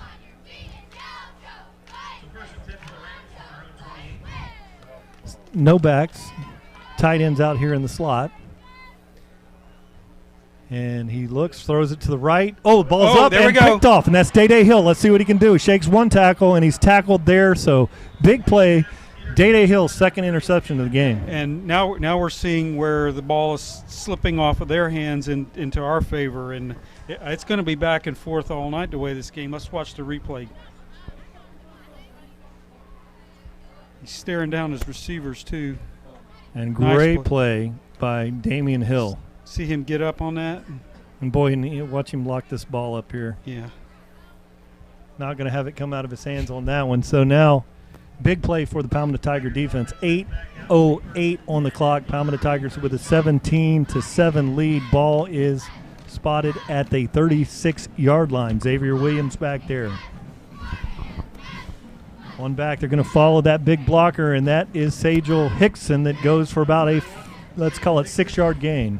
This is critical drive here because we could be up by 17 here with a score. They need to capitalize on this.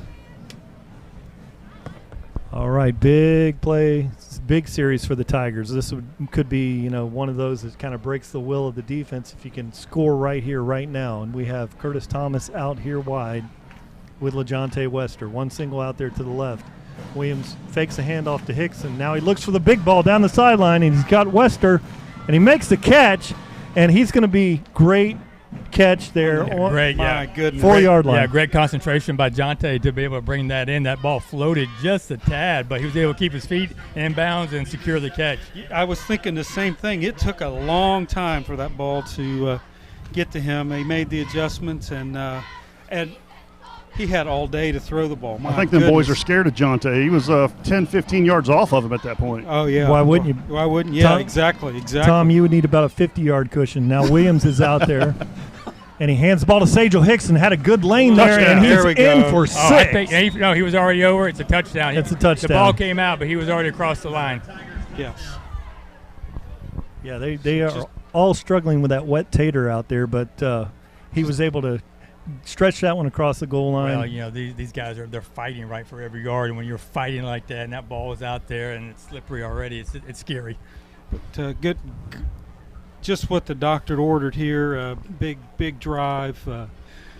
And a great and glad to see Sajel get in the end zone. Yeah, and really good blocking on the left side of the line over there. Tremendous block. Had an alley, and now the snap is back there. Gonzalez drives it through. So here with 7:10 on the clock here, Palmetto Tigers lead this one 24-7. And Brian, you were spot on. I think the offensive line, that quick series there made all the difference, opening up the running lanes and then having all day to throw that ball all the way across the field to set up the score. It's really good when the statistician, I'm looking at Troy Bellamy over there with a big smile on his face. He's got a huge smile, He's Brian. liking what he's seeing out got there. A thumbs up. Offense is cracking, Troy said. He's got it. So this is critical, though, defensively, that we keep the foot on the pedal. We can't, because this is similar to the game last year, except we were on the losing end, and we were able to come back and win that game. We just cannot, relax. Oh, for a second yes. here. Yes, they're very capable. So get a kick out of great service with our friends at DeVito's Auto. Rafael Gonzalez approaches this one, drives it. It's a high kick, and it's going to be fielded right at the goal line, and he's up to the 15. And great coverage by the Palmetto Tiger defense, and he nearly squirted out of there. I tell you what, I mean, that was impressive. He just about popped out of that scrum. He almost did, and luckily we held him up long enough for the referee to whistle the play dead, but he wasn't going down easily. And in a game like this is where you'd hope he got a half yard short of the end zone. If he puts it in the end zone, this is not an issue, and you take their skilled guys out of the game. And now, with 7:02 on the clock, White awaits the snap. He's got two out there, stacked receivers, and he looks and he throws it out there to Timmons out there, tries to turn it up the sideline. Great job by the Palmetto Tigers pulling off that tackle on the sideline, and that was going to be – That's going to be Raquan Crawford. Yeah. Crawford. And I'll tell you, we're not having much issue with the Palmetto Tiger jerseys, but that Riverview uniform out there, it was gray and gray numbers. Now it's just almost black. And you cannot see any numbers out there. We apologize to Riverview fans. Oh, stuffed at the line of scrimmage, and he goes forward for a gain of about 2 yards. So it'll be a 3rd and 5. Big play here for them. That was a good job by Matty White and Tyler Wells coming in there to stuff it. But Matty's all over the place. And Kendall Reynolds on the edge here. Watch Kendall Reynolds. Palmetto Tigers stay on sides. Oh, and are they going to call that? That's on them, boys. False start. Okay. Oh, wow. So from a 3rd and 4 to a 3rd and 9. And this is already critical for them in this series. So 3rd and 10. And the ball is now on the 16-yard line. Really big play. Tiger defense is rolling up in a 4-man front. 4-3 single high safety as White looks down the field. He throws the long ball. It sails again. That's another interception. He got it, boys. That's another interception. He's got it. Goodness. Tom, you saw his hands underneath the ball? Absolutely. Day equals Mayday right there, boys. It's over. He That's got 3 it. interceptions in the first half for Day Hill. In a quarter and a half. With a rain delay. He's got them since all the rain delay. He's got them all here in the second. Yeah. Within a quarter's time, 3 picks. Amazing. Ball just sails, and Day Hill with a fantastic catch. If I was Riverview, I would just quit throwing to his side. They're going to lose every time. You know, I've been waiting for Day to have one of these breakout games. He is so talented. He is a D1 prospect. Yes. He's going to play Saturday football somewhere, but he is so athletic. As you could tell from that last play, that his speed, his agility, just his focus. He's always watching the quarterback, and that's the player of the game right there already. And when you have a ball hawk like Day Hill, a lot of times those guys are not good tacklers. When you have a cover corner back there, but Day Hill, no, he's the entire package, Brian. Extremely good sound tackler, and he's also helpful. He can run down people, and we've seen him do that several times. So, and also quality on kick return and kick coverage teams. He's out there. He is the full package. Now we got a little heat lightning out there on the horizon. No stoppage of play. And now Xavier Williams keeps it, makes a nice cut, still on his feet, goes for about 5-yard gain. That's great. Love to see Xavier Williams on the zone read. Got Lee Matthews about 15 yards downfield blocking a corner. Licking his chops. Man. That's great first down call, opens the playbook. 5:52 on the clock, and now trying to find a space out there is Sajel Hickson, and he goes for a nice little gain on the play. Really good move there on the safety that came up, and went for about, we'll call it 3 yards. So a manageable 3rd down here. maybe a good time to throw it. 3rd and 1. Great time to throw it. Good time to run that option to the left here with Yes. Sajal Hickson move with that coverage.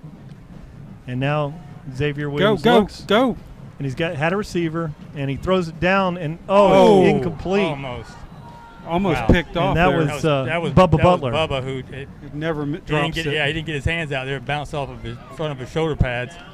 4th down, and Tigers, are going to line up again in that. Let's see if they come out in that same formation. And you might.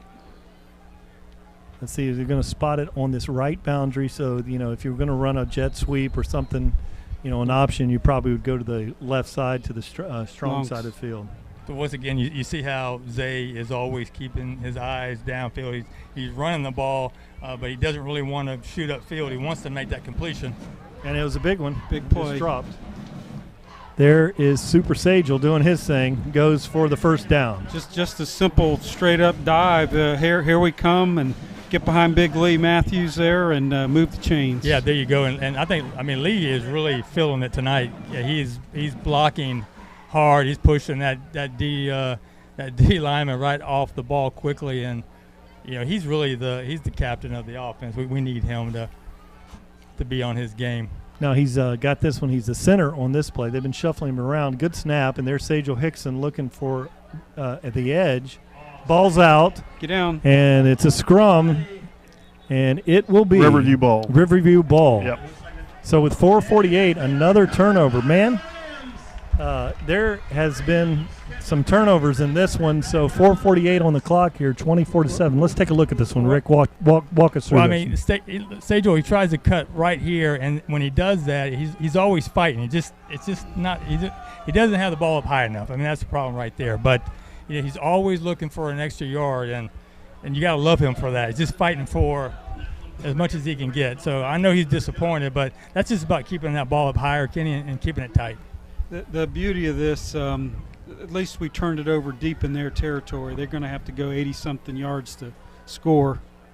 Come across jet sweep, and he's looking for the edge, makes a cut, and he breaks another tackle, and Day Hill's going to catch him. And Michael Brown, coming in there from his linebacker position to run down Amari Hayes. A big play for Riverview, but what a great play by Michael Brown. Yes, picking up where he left off last week with the 2 big plays against Manatee, the fumble recovery and the interception late in the game. And then Amari is really good back for Riverview. Makes a great cut and takes a hit there by Michael Brown, but not until he got 5 on that one. So it brings up a 2nd and 5, 4:19 on the clock. Here he is. We got 1 covering 2 over here. Let's see if Tigers make a shift. Ellison Bradley comes over late, and he makes a cut. Boy, he's doing some really nice running, and he's right at the line of scrimmage. He's going to be about maybe 6 inches short, very close. He reminds me a lot of that running back Batty from Braden River last year, transferred over to Sarasota. He's just cutting on a dime. Yes. He's so shifty. They are hard to prepare for, those kind of backs. And he's just a 10th grader, both him and his brother. Didn't get a good spot on that one, I didn't think. It's about a full yard. Palmetto draws they off. jumped. They jumped. I saw the right guard over there come out, but let's see. That would be a critical penalty for them at this juncture in the game. Yeah, it is going to be against Riverview. Oh, that is a critical penalty there. So from 3rd and 1, where you could do about anything, to 3rd and 6, you've and like we saw last week, you get these penalties at the wrong time. It just kills your drives. Yeah, they've been snake bit by some really. We had our struggles last week as well. Now they got 3 out here on the receiving tree to the left. White looks, and he fakes it. It's a keeper, and nobody home. Everybody's there, and there was a penalty. Tyler Wells on that one. I don't know what the penalty is. A hit too hard. We had Mikel Brown, Tyler Wells, and Floyd Dozier Jr. in there. Not really. We can get the replay, and maybe we can pick it up. I sure hope he's not going to say horse collar. No, it's going to be a face mask. But that's a first down. I don't know. Not a first down. Let's see if we can pick it up. Yeah, it must have just been maybe just a scrape of the face mask there by number 34. And that's Jordan Renard. That's the only thing I saw. And from his angle, it's a bad angle to see a face mask there. Got to change the marker there. Well, we got an officials timeout. They got it marked 4th and 5 here, guys. We got 4 on the marker over there, and so we got huge gamble here. Is it 3rd down or 4th down? Third down. Okay. That's what I thought. It was 3rd on the clock and 4th on the marker. So the officials, good job of figuring that one out. I'm saying 4th. That would be very critical at this point in the game. Puda Hayes in the backfield. They get set up, 3rd and 5. Option left. And quarterback keeps it, and great play there by Kevion Williams. Kevion, and you got Matty coming up to help. So it's going to be about a 4th and 3? Yeah, 4th and 3 decision time here. 24 to 7. You know, they're going to at least try to draw those Palmetto Tigers off sides, but they got Puda in the backfield. Puda Hayes back there, and one receiver on this side of the field, 2 out there to the right. And don't jump. Good job, Tigers. Stay home. In the back, nice cut again by William. Man, he's good. You're not going to outrun those Palmetto Tigers. And he's down to the 2-yard line. That's not real good tackling by the defense on that. Let's watch that play. It again. Just a dive and wow, straight ahead, missed tackle there, and great hustle there. And see how he protects the ball. Yeah, he moved it to his. Jaquez Hughes comes up there, and so does Day Hill. But so now they're going to have to earn this. Knocking at the door. It is 1st and goal from the 2-yard line. And he makes the cut. Now that one is blown up. That's Dozier Jr., Floyd Dozier Jr. Great play. Tell you what, at 275 pounds, when he gets his mitts on you, you're not going to shake that tackle. Yeah, he is the real deal for sure.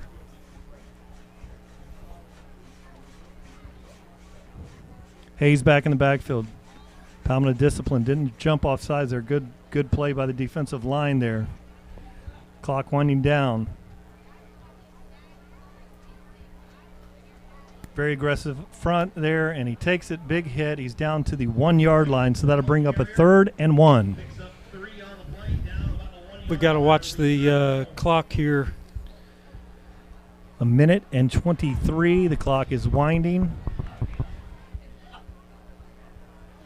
Sean White waits for the snap. Williams gets it, and he squirts in there for the 1st down. Great play by Micah Puda Hayes on the play. So that is now a 24-13. The Rams are trailing this one, and now they're lining up for what is a very important extra point. 1 minute and 11 seconds on the clock. Dorian Hall, he's an excellent kicker. I've seen a lot of Dorian Hall, and he's a great kicker. But this one's all going to depend on the hold and the snap.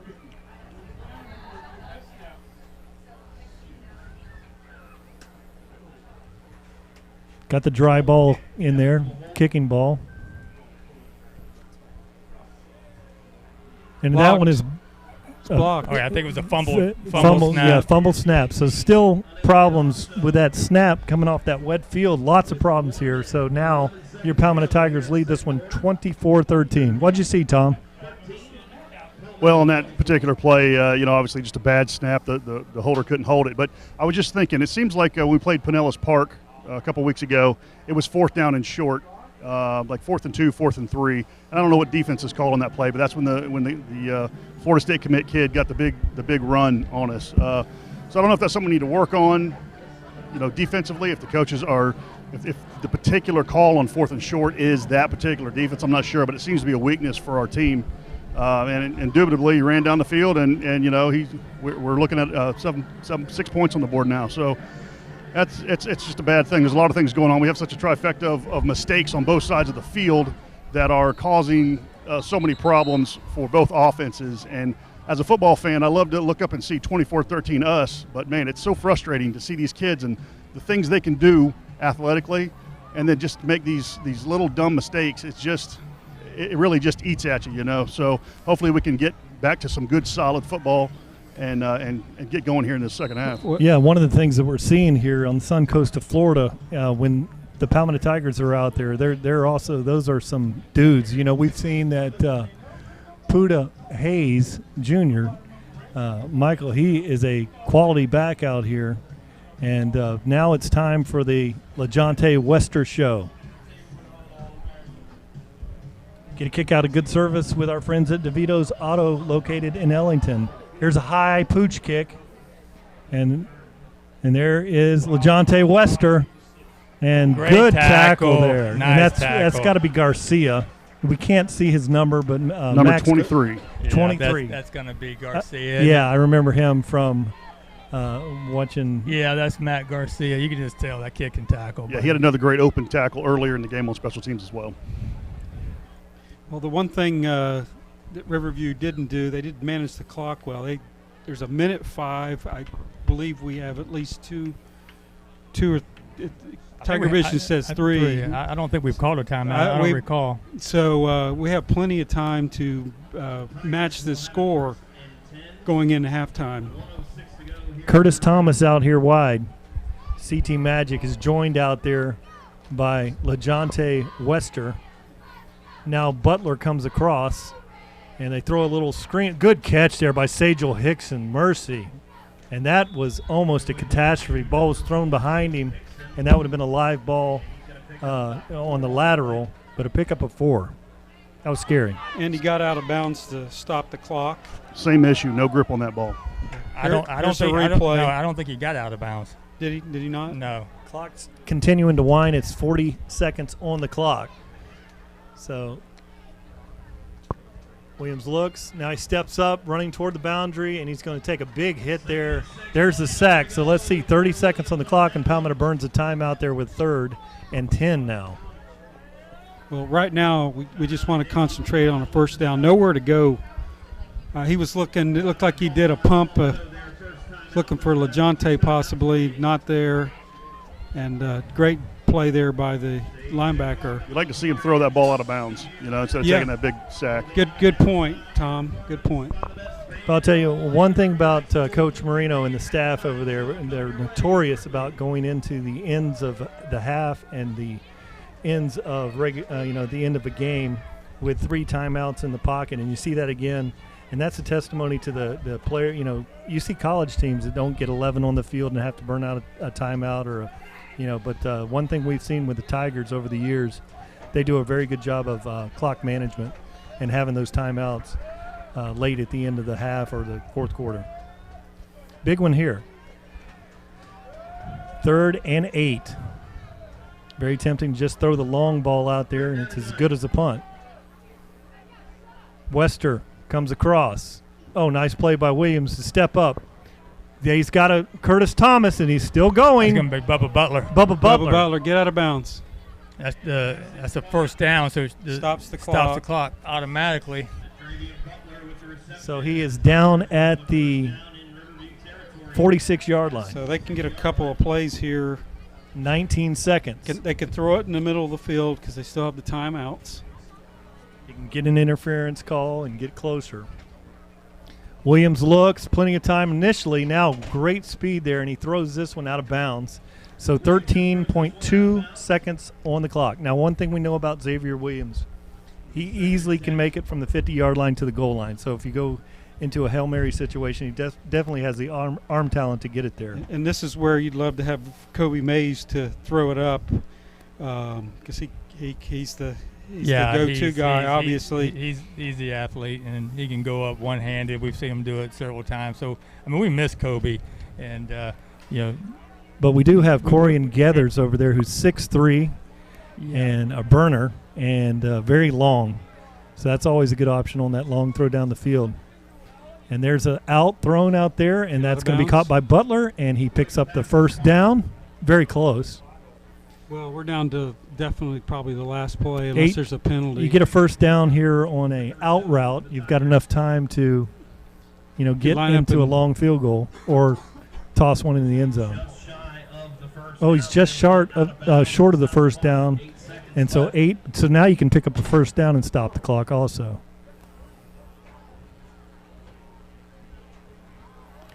Williams looks, throws it out there late and high, and there's going to be 4.9 seconds left on the clock. So this will be the last play here at the end of the second quarter. Your Palmetto Tigers are leading this one 24-13. Ball on the 36, obviously. We're not kicking a field goal here, so probably going to be some sort of a pass. Yeah, you want to give one last shot. 4.9 seconds on the clock. A heave into the end zone. A lot of times the teams will roll the quarterback to their left in this case. 3 receivers out here to the right. Ball's down on the ground. He picks it up. Throws it. And that's going to be it. And the ball's still in the air. Oh, nearly caught as the time expires here. Your Palmetto Tigers in this very exciting end of the first quarter, second quarter to lead this one 24-13. Hold on, may not be over. Done. Is that it must have been on the offense. Yeah. Now what's fourth down?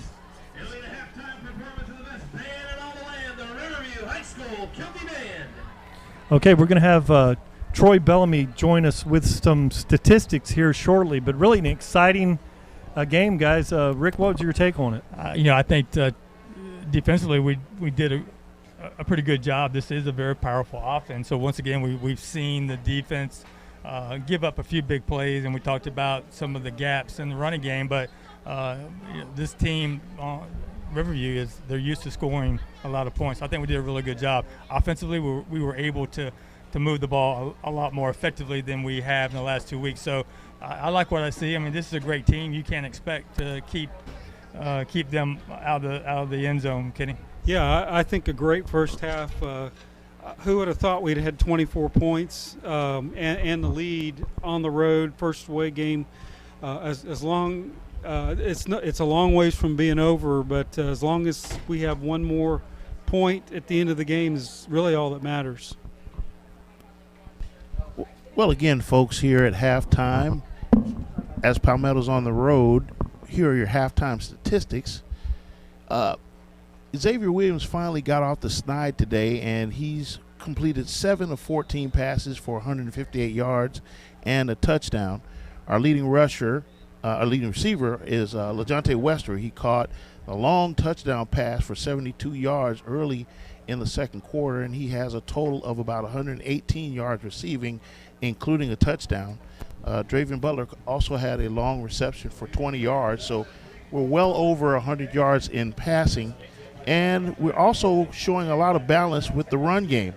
Sajal Hickson and Draven Butler, as well as Williams, keeping the ball as quarterback out of the backfield, have totaled just about 100 yards in rushing offense. So with that, that's given us the 24-13 lead at halftime and bodes well for the second half. So let's see what happens, see if our offense, our high-powered offense, can get started and be reminiscent of what happened in the spring game earlier this year. Thank you very much, Troy. And now we're going to turn it over to the Riverview Marching Band.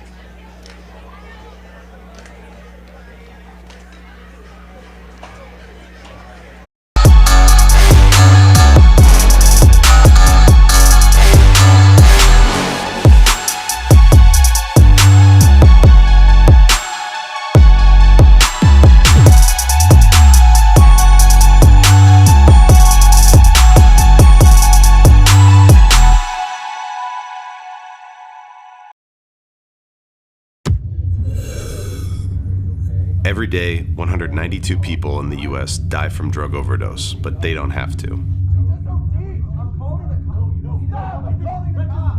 In Florida, if you're trying to save the life of another person, you're protected from prosecution by the Good Samaritan Act.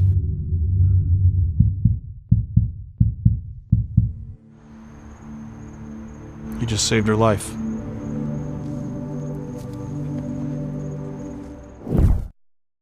Hey guys, it's Alan Conley from Conley Buick GMC.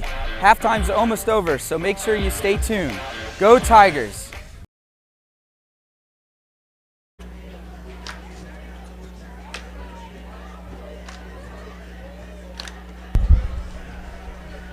Welcome back. TigerVision as presented by Conley Buick. Fans here, 3 minutes and 8 seconds before we kick this one off. Palmetto Tigers are going to kick off to start the second half. So Riverview is going to get the ball first, and it's really going to be very important for that defense to come up with another big stop because, 7 points here and we've got ourselves a ball game. Yeah, so like we were talking about before we went on air, I would love just to have a second half of mistake-free football, guys. I mean, luckily for us, Riverview had more mistakes than we did the first half, and that's why we enjoyed this lead that we currently have. But once again, we continue to talk about Riverview. They are a quality team. They are a playoff contender. They are a state championship contender. They've got that much talent. So, I feel good about where we're at right now, but it could have been even better.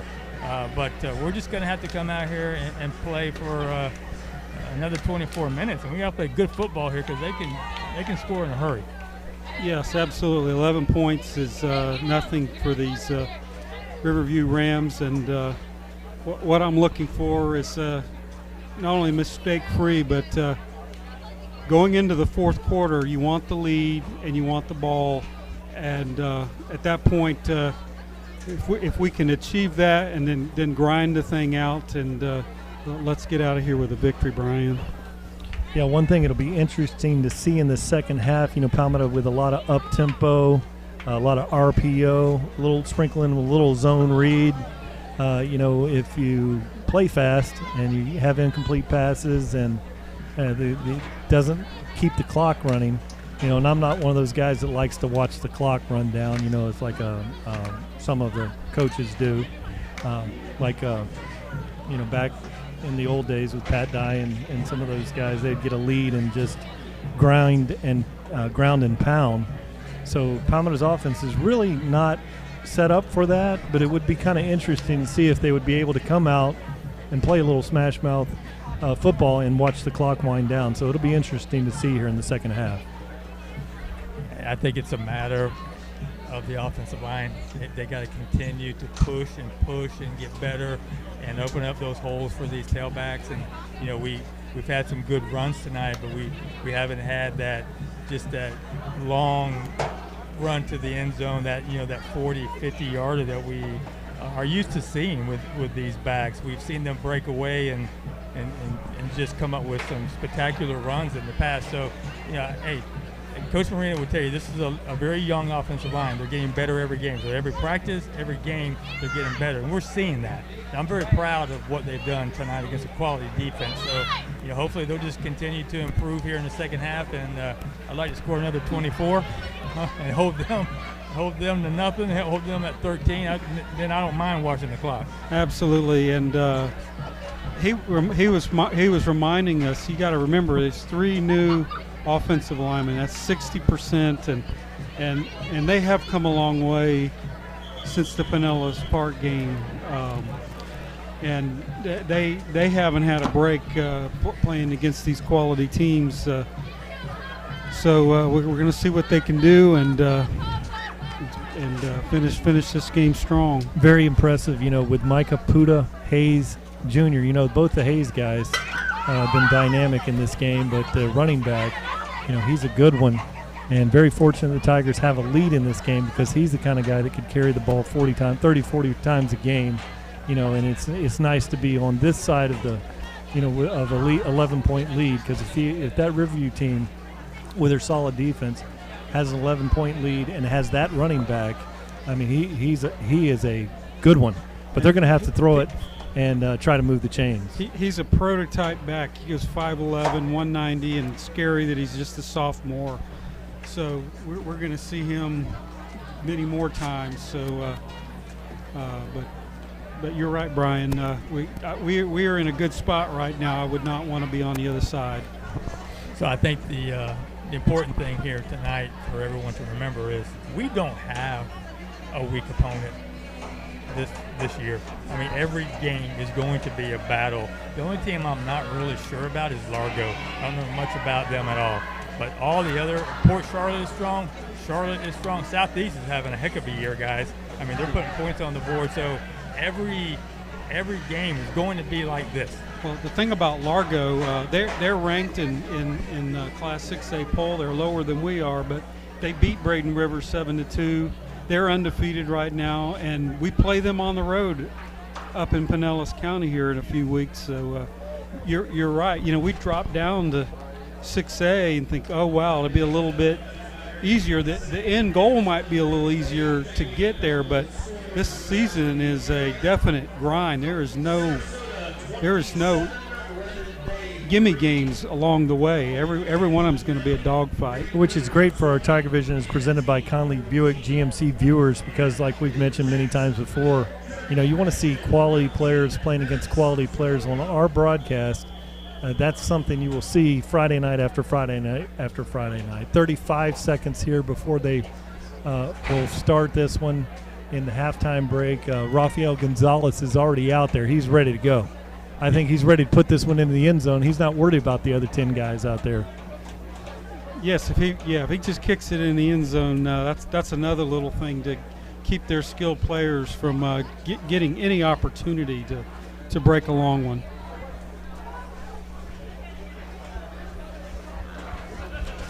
Isn't that a great shot there from our drone? That's great. It really is. That Manatee County Fair drone. The folks at Manatee County Fair, of course, one of our great long-time sponsors, and the Manatee County Fair Skycam from the drone. Congratulations to Dan West being promoted to running all the state fair associations, for in charge of them for the state, and I believe Danny Alfonso is the new director of the fair, and I know he'll do a great job for them. So the Palmetto unit's ready to play ball.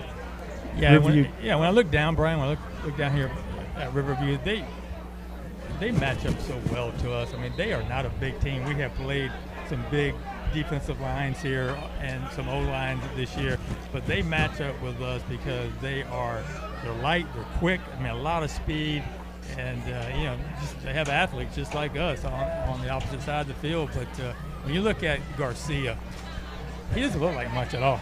But he is fast, and he's probably the best tackler on the field right now, outside of Day Hill.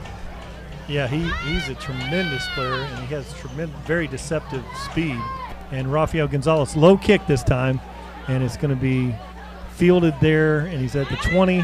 Oh, he's got a crease, and then he goes all the way to the 40-yard line. Rafael, the kicker made a good play that time, hustling down there. Yeah, him and Tyler Wells were able to bring him down, but if he gets past Rafael and Tyler, it's 6 on the board, buddy. And he missed the kick, and that's where you got to have your kicker putting that ball in the end zone just to eliminate that whole option, because he's very capable of doing that. He covered a lot of ground in 6 seconds there, all the way to the 40. Now he keeps it, and this time he's going to be tackled in the backfield. Great play back there. That was that Quentin Route? 17? Yeah, Quentin Rue. Rue, there you go. Quentin Rue on the play. He is a specimen. I was out on the field, and my goodness, he's a big dude. Palmetto coming up in a heavy defensive pressure there, and he creases it right up the middle. That's really surprising. Yeah, generally, Trey Hall, another good back. They've got 2 good ones over here at Riverview, and there's a big first down.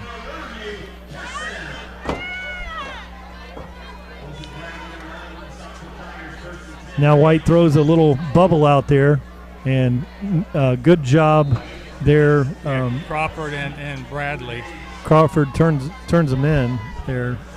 And great play. Only a yard of one. As that one broke, it looked like it was going to be a 6 or 7 yard gain.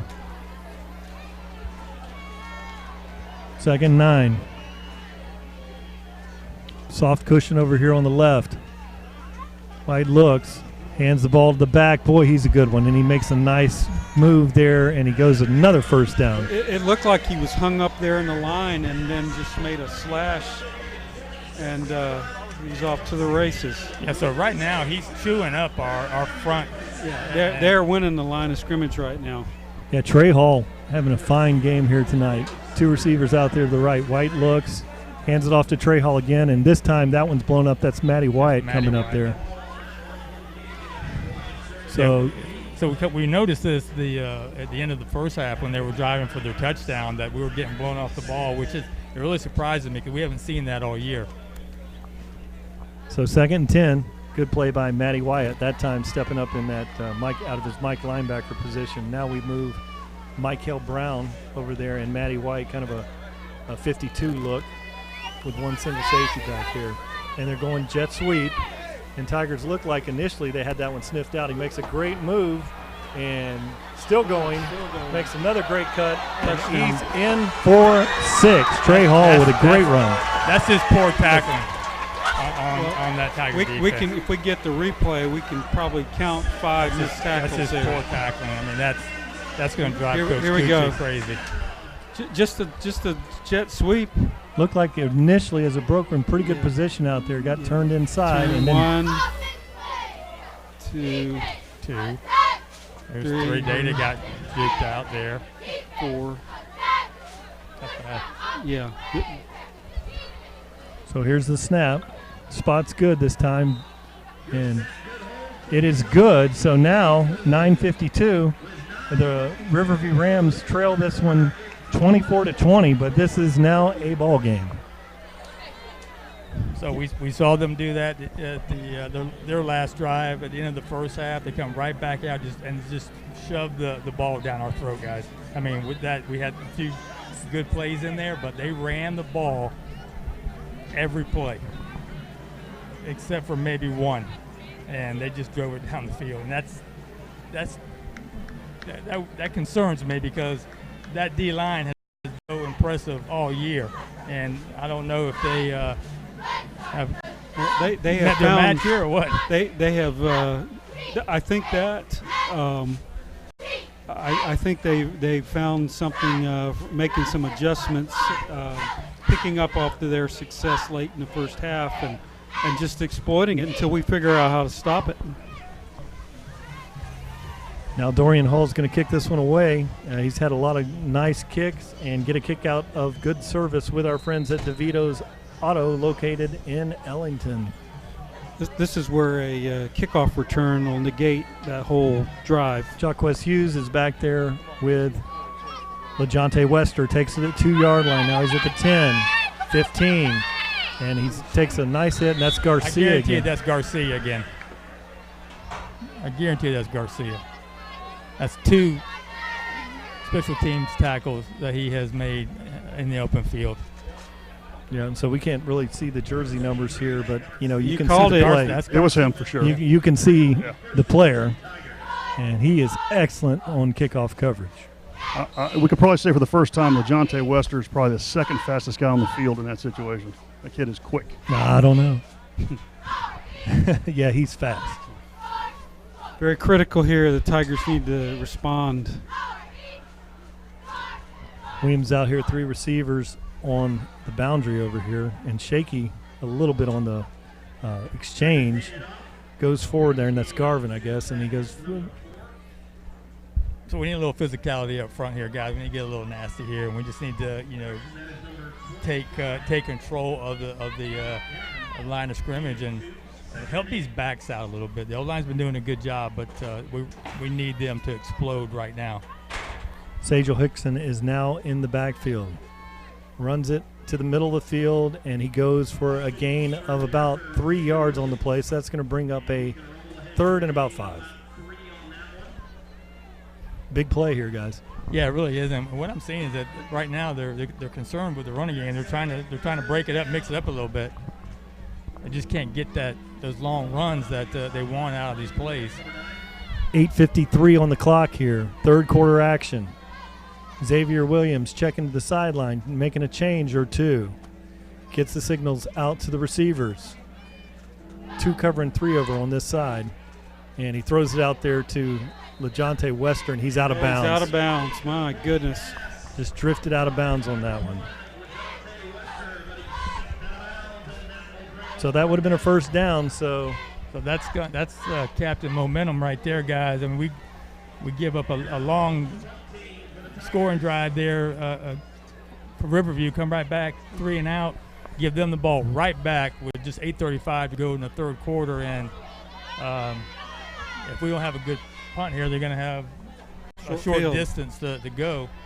Amari Hayes is back to field this one. He's electric. He's dangerous. And Gonzalez is back there to punt this one away. And there's a substitution late, and not a very good kick by Gonzalez. And I think it touched. It touched the player over there, and the Tigers have recovered. So it's a Palmetto, a tough break for the Rams again, and the Palmetto Tigers picked that one up. What a gift. So a big break. Let's see if we can get a replay on that, guys. Not a good kick, and that's when you want your players yelling Oski or the punt returner needs to tell, hey, get away, don't set the wall up for me, So big break for the Tigers here. 8:29 on the clock. Great Tiger field offense position. is back in here. Ball's at the 48-yard line. Out here wide, we have Curtis Thomas out here with Wester. Williams hands it off. Big run there by Sajel Hickson, running people over. Hold on. First down, to it. and a gain of about 15 on the play for the first down. Ball's going to be spotted at the 36. I tell you, man, you got to love Sajel Hickson. He is just fighting for every yard. Big run, puts both arms around the ball as he's getting taken down. So Xavier Williams option. He's got Sajel Hickson. He's got the edge over there. It's going to be a gain of about 7 on the play. Now all of a sudden we are moving the ball and getting the blocks. So we got to keep that up tempo going here too, and just keep them on their heels. Watch this look run. Look at how hard this. He's running. 2 blocks, Boom. 3 blocks, right through that tackle. He runs 4. through 2 tackles, 3 tackles, and he's holding on for dear life. 2nd and 4. There he is. He's got a big run, and that's Gavin there for a first down. Robert Gavin's going to be somebody that we are going to be relying on a lot next year, gentlemen. The freshman. We're going to have both him and Sajel next year in the backfield. Yeah, Sajel seems like he's been around. Still a young player. Gavin's just a junior there, 5'11", 180. Ball's out. That's we got a penalty. Got a penalty on the Bubba. I don't think Bubba ever had control of that ball. Let's see what our guys are saying. It's them. So they're saying that Riverview jumped off sides. The referees talking this one over.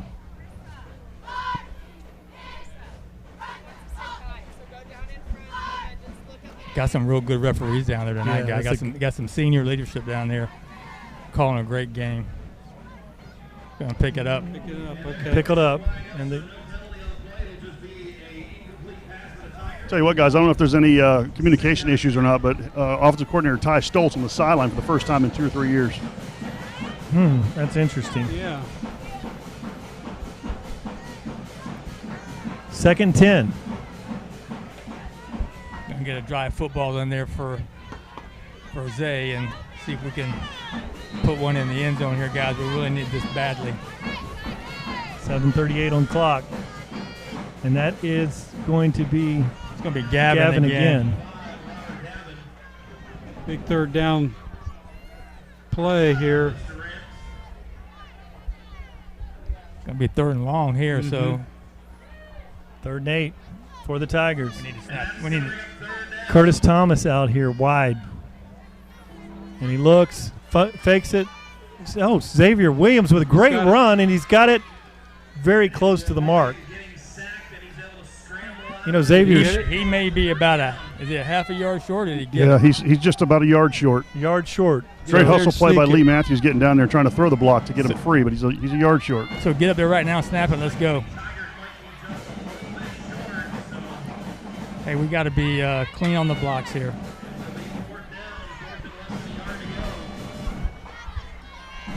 Sagel Hickson in the backfield. Oh, ball's out. gracious. Pick it up.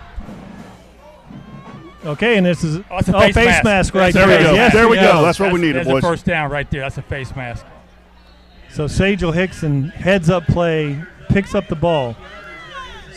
So here's your question, Tom Porter on the sideline. Ball was 4th and 1, but the face mask occurred back here. Where's the ball?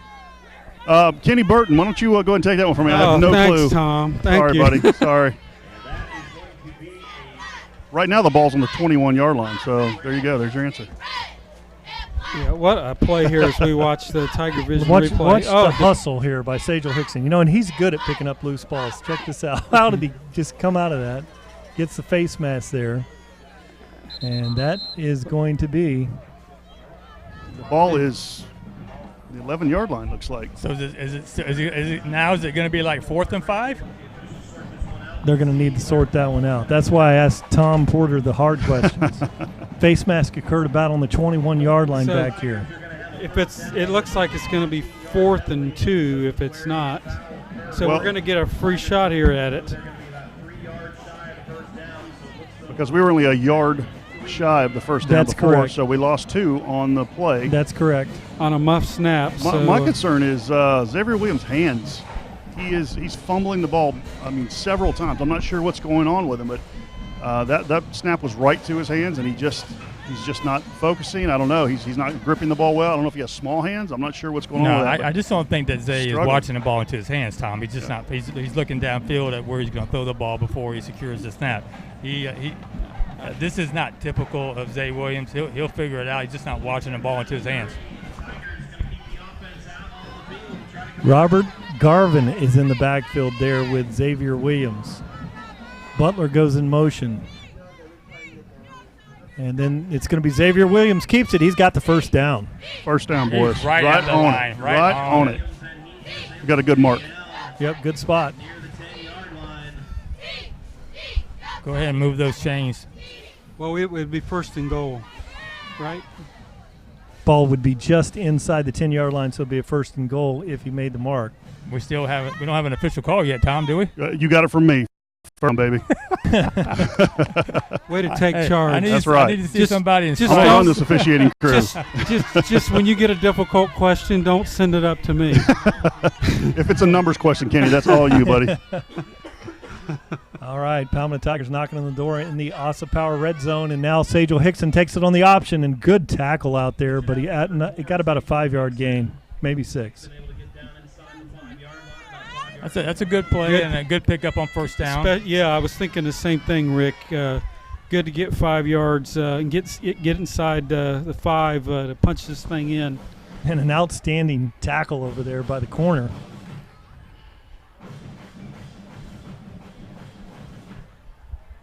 .45 on the clock.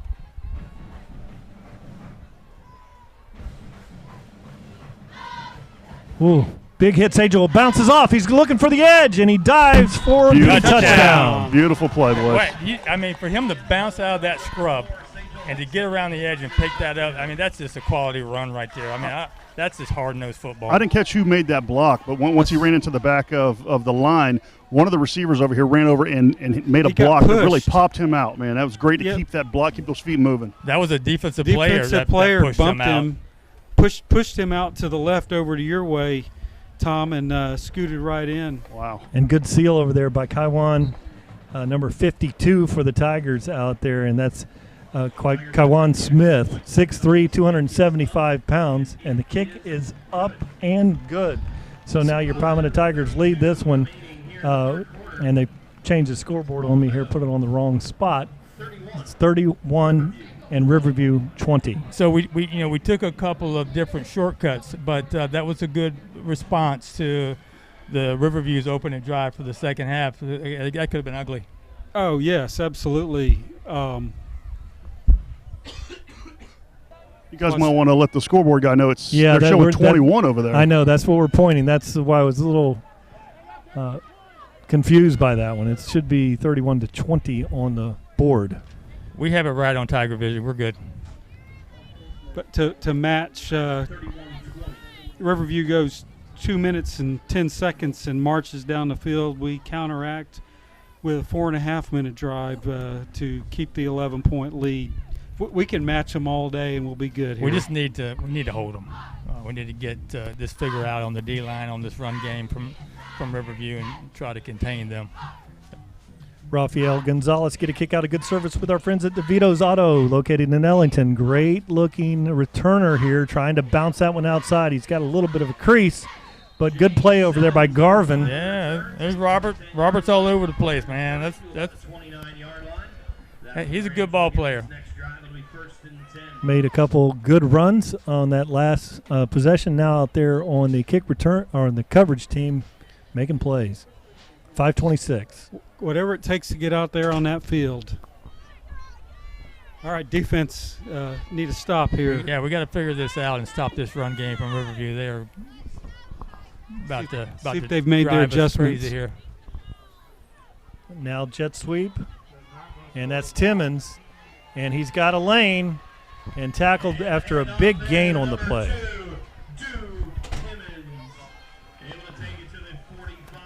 I heard somebody in the press box pretty much call it. They're not going to throw the ball. Well, we just got to we got to get better on containing the edge. We're getting exposed here for the first time this year.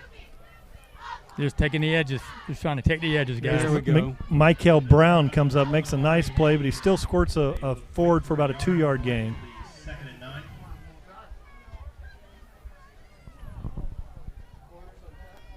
Second and 9.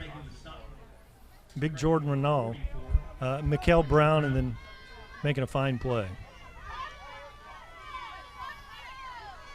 Looks, throws it out there. It's a bubble, and he cuts it up. Very nice tackle. Good job by Bradley. Bradley with a nice Allison Bradley. Open field tackle there. That's a big, I mean, that one was good for, at least almost a first down, but a great play by Ellison Bradley. Big play here, 3rd and 6. Wow, got a crease there. Watch out. Unbelievable. Unbelievable, guys. And that's Hall again, man. What a nice game he's having here, Trey Hall. We're just missing tackles, which is very uncharacteristic of us, but he just finds a hole and scoots through it and cuts, and not anything. There's Hall again, and it's like he knows where the holes are going to be. 7-yard gain. He's good. He is eating our lunch here. We got to. Seems like they keep going to the right side of the line. Now White takes us another shotgun. Little jet sweep action. They got a little bit of a crease, and nice play hustling down there to make a first down. Another first down.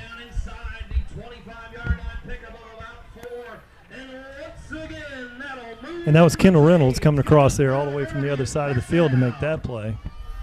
No huddle. Another run, another big hole, and this time he goes for about 4 yards. Just lay on him for a little bit. Yeah, slow him down, get him off tempo. Ryan Cotton Jr., number 55, making a stop.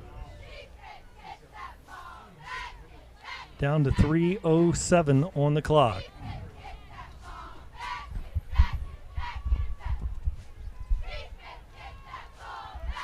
Puda Hayes in the backfield this time. And he's going to be tackled there. Good job. Great play. We got Kendall. We got number 55 up there. Cotton. Yeah, Ryan Cotton Jr. making a couple plays on this series. White looks over the field. Kendall Reynolds is loading up over here from the DN position. Tough blocking, and he's going forward, and he's going to be short. He's going to be short about 5 yards, looks like. So 4th and 5. And I guess they're going to go for it. 36-yard field goal. Yeah, so down by 11. Yeah, but we got to be disciplined here. We cannot get caught off sides here. They're going to be trying to do everything they can to make us jump. Trying to draw those Tigers off sides. You know, Dorian, the kicker, has a range, Dorian Hall, to kick it from here.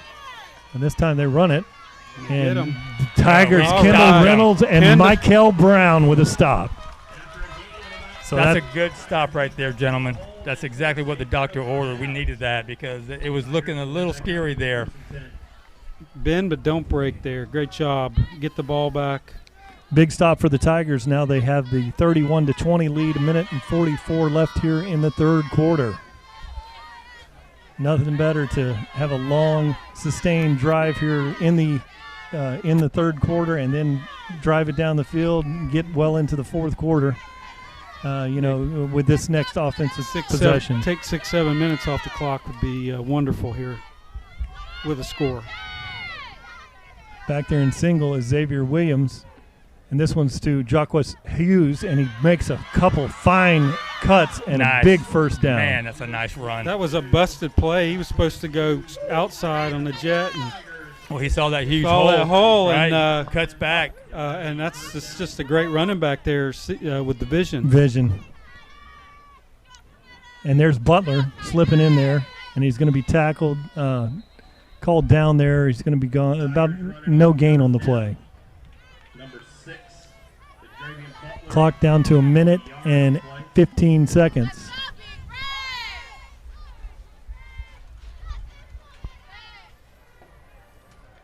Xavier Williams fakes it to Butler. Now he keeps it. Looking for the edge. He's got a soft corner over there. Looking for a block. He gets one. And there's a targeting play. But they don't call it. No, he picks up the first down. Okay, so great play by Xavier Williams and an excellent block out there by Zorian Gathers. Did you see that, guys? Yes, I did. Great to see that sophomore out there throwing a block. Running hard, it's Garvin. And you're getting 5-6 yards here on first down. You're going to be successful here as long as you hold on to it. Well, we're going fast pace here. We're going no huddle. We're starting to wear them down. And that works too. We got to explode. That works too. Gavin in the backfield, and the clock is down to 31 seconds. Tigers in no hurry. This will be the last play of the third quarter. And there is Gavin again. Running hard right at the marker. Right at the line. About half a yard short, looks like, from up here. He's right on the line. Oh, that looks like a very good spot. And just inches away. Well, we can just let this clock run out, regroup. Yes. That's past the first down marker, boys. But they haven't given it to us yet. Where the ball's at, it's definitely past the first down marker. Yeah, I thought we had a good spot there. I really did. So now they need to sort this out before they switch. Are they calling for a measurement, Tom? Yeah, they're calling for it now. They're calling for the other ref, I guess. But from where it's marked, it's definitely over the line. Good call, Tom. So here we're starting the fourth quarter after this measurement here. Let's see. Well, regardless, the timing couldn't be any better. They can get the offense and let them catch their breath.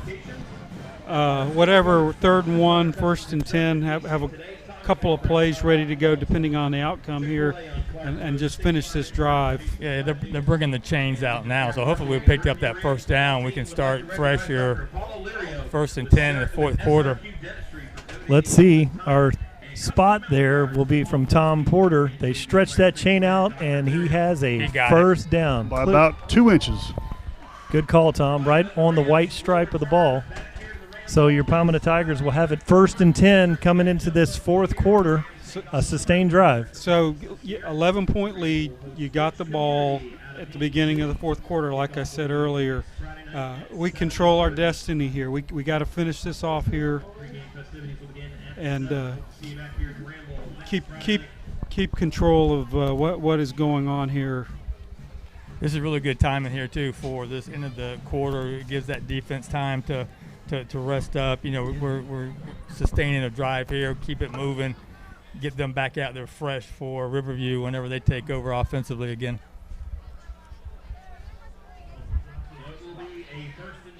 Xavier Williams in the backfield. 1st and 10 for the Tigers.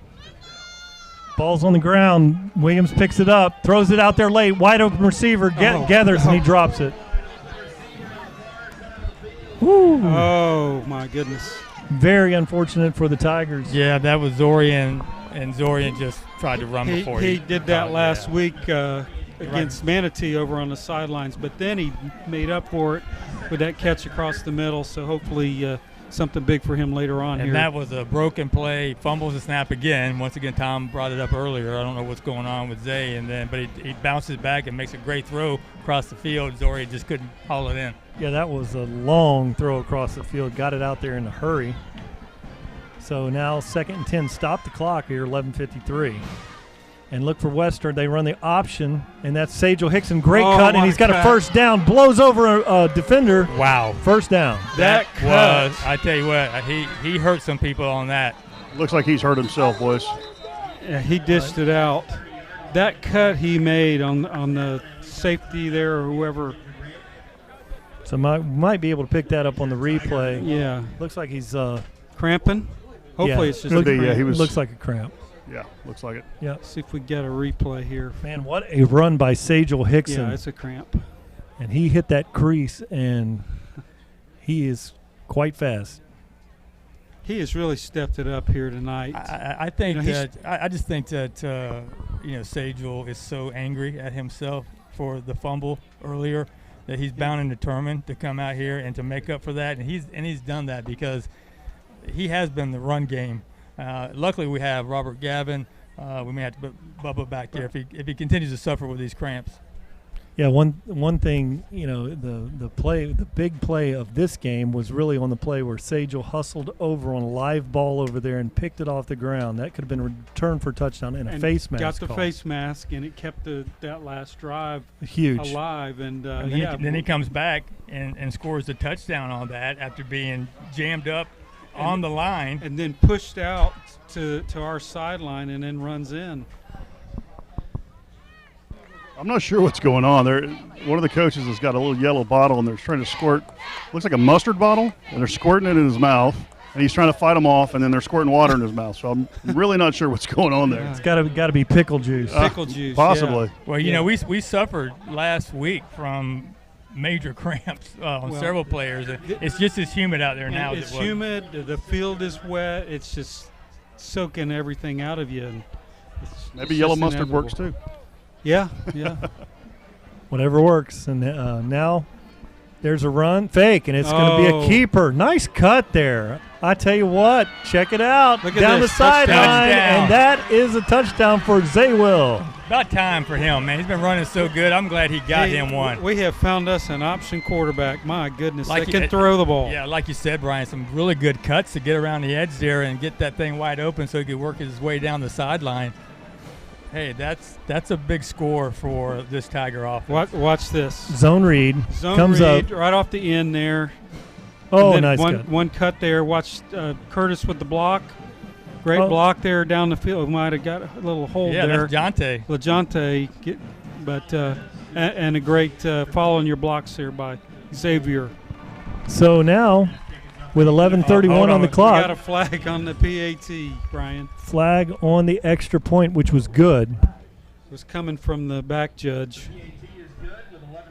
Tell you what, guys, one thing we haven't talked about this year, Simon Williams, the Williams family, Xavier Williams. Simon, his father, was a player here. He's a second-generation player. His older brother played here a few years back. Great athletes all. I saw Mom and Dad after the game last week, and they're in there encouraging him and trying to keep him, motivated. And we know the athlete he can be. We've seen him be that athlete, and this play right here shows the athleticism and reading the blocks and running the offense down the field. He did a great job on that drive. Look, I have utmost confidence in Zay Williams. Oh, sure. I have seen him since he was a freshman. He's a gamer. He may be struggling a little bit right now with ball control, but that's who I want when the game is when it's at crunch time. I want Zay in there because he's always real cool, calm, and collective, and that's what I've always loved about him. I've seen him throw some balls to receivers that you would think there's no way they're going to catch it. There's no way he's going to get it to him, and he does. But he just showed us right there that he's an athlete. And talking about his dad, Tom, Simon has played with the Braden Gladiators the last 20 years. He just finally retired. Actually, you realize that, right? They were the Minnesota Stars back in the day, and I played with him. Yes. He's still going, and he I'm slightly just retired. How'd you find a helmet? Well, they took two, and they just cut them like 3/4 and then welded them together. So short kick, and it's going to be fielded at the 20. And he's looking right down the middle of the field, and he is tackled there by Tyler Wells with a stop. Good job. Yeah, you also had 25 again. Braden Nickel. Wagner. And then Braden Nickel kind of made him break his stride there. So good play. But, a short kick and good field position here for the Rams. Palmetto leads this one 38-20, 11:23 on the clock. Lots of time on that clock. Yeah, too much time. Line up. I don't know what. Cummins is having a hard time lining up. Cummins is like, where? Oh my good goodness! Job. Who was that? That was number 21. Lowering the boom there. That's Jalen Wester, right? That's another Wester. Yep, another Wester. The family affairs here in Palmetto, the Westers, the Wyatts, and the Williams. I tell you what, they've been a lot of great families out of this Palmetto community. Now he looks, he throws it out there, bubble, and there's a hold out there, no call, and he goes for about a 8-yard gain. Good job there by Crawford to get him out of bounds, and because it was a definite hold there. Yeah, it's all the. Yeah, got away with that one. It's going to still a third down. They got to convert. Which I'm not complaining because the refs have caught a good game. This is awesome. They have made it not to be part of the game here tonight. Braden River with the win over Manatee. And Palmetto jumps offside, so they got us that time.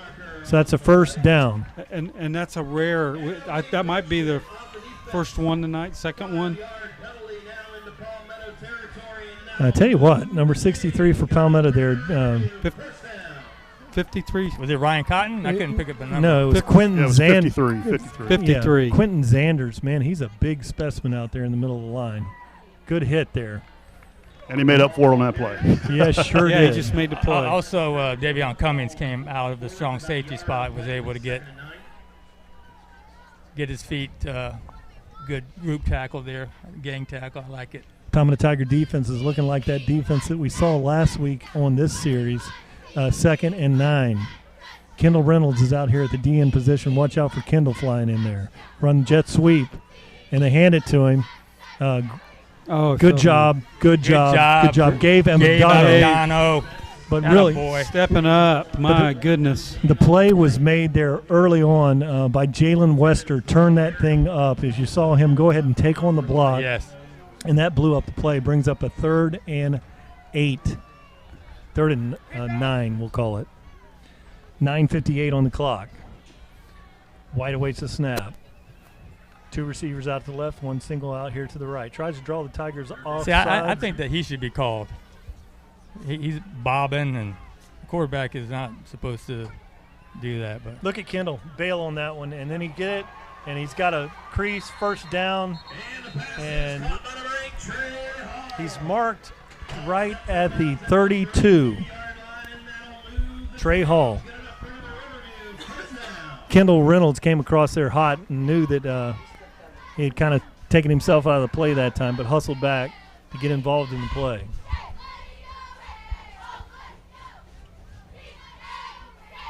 I tell you, this Riverview team is a good team. Good players. White hands it to the back, and there's a big hit there. Looks like I tell you what's huge. Jalen Wester again. Yeah, what's good about this? I mean, we can just keep them out of the end zone. I mean, we're chewing some valuable time off the clock, guys. If we can just hang in there for a few more plays at least, and just keep them on their heels. Jet sweep. Tigers all over it. Almost had him. Wester gone back and make a tackle. Look out. Goes back there and makes the tackle. How about that? My goodness. I'm going to tell you guys, during that last offensive series for the Tigers, I went over by the defensive bench, and the coaches were over there talking about the defensive ends not being wide enough, getting wider.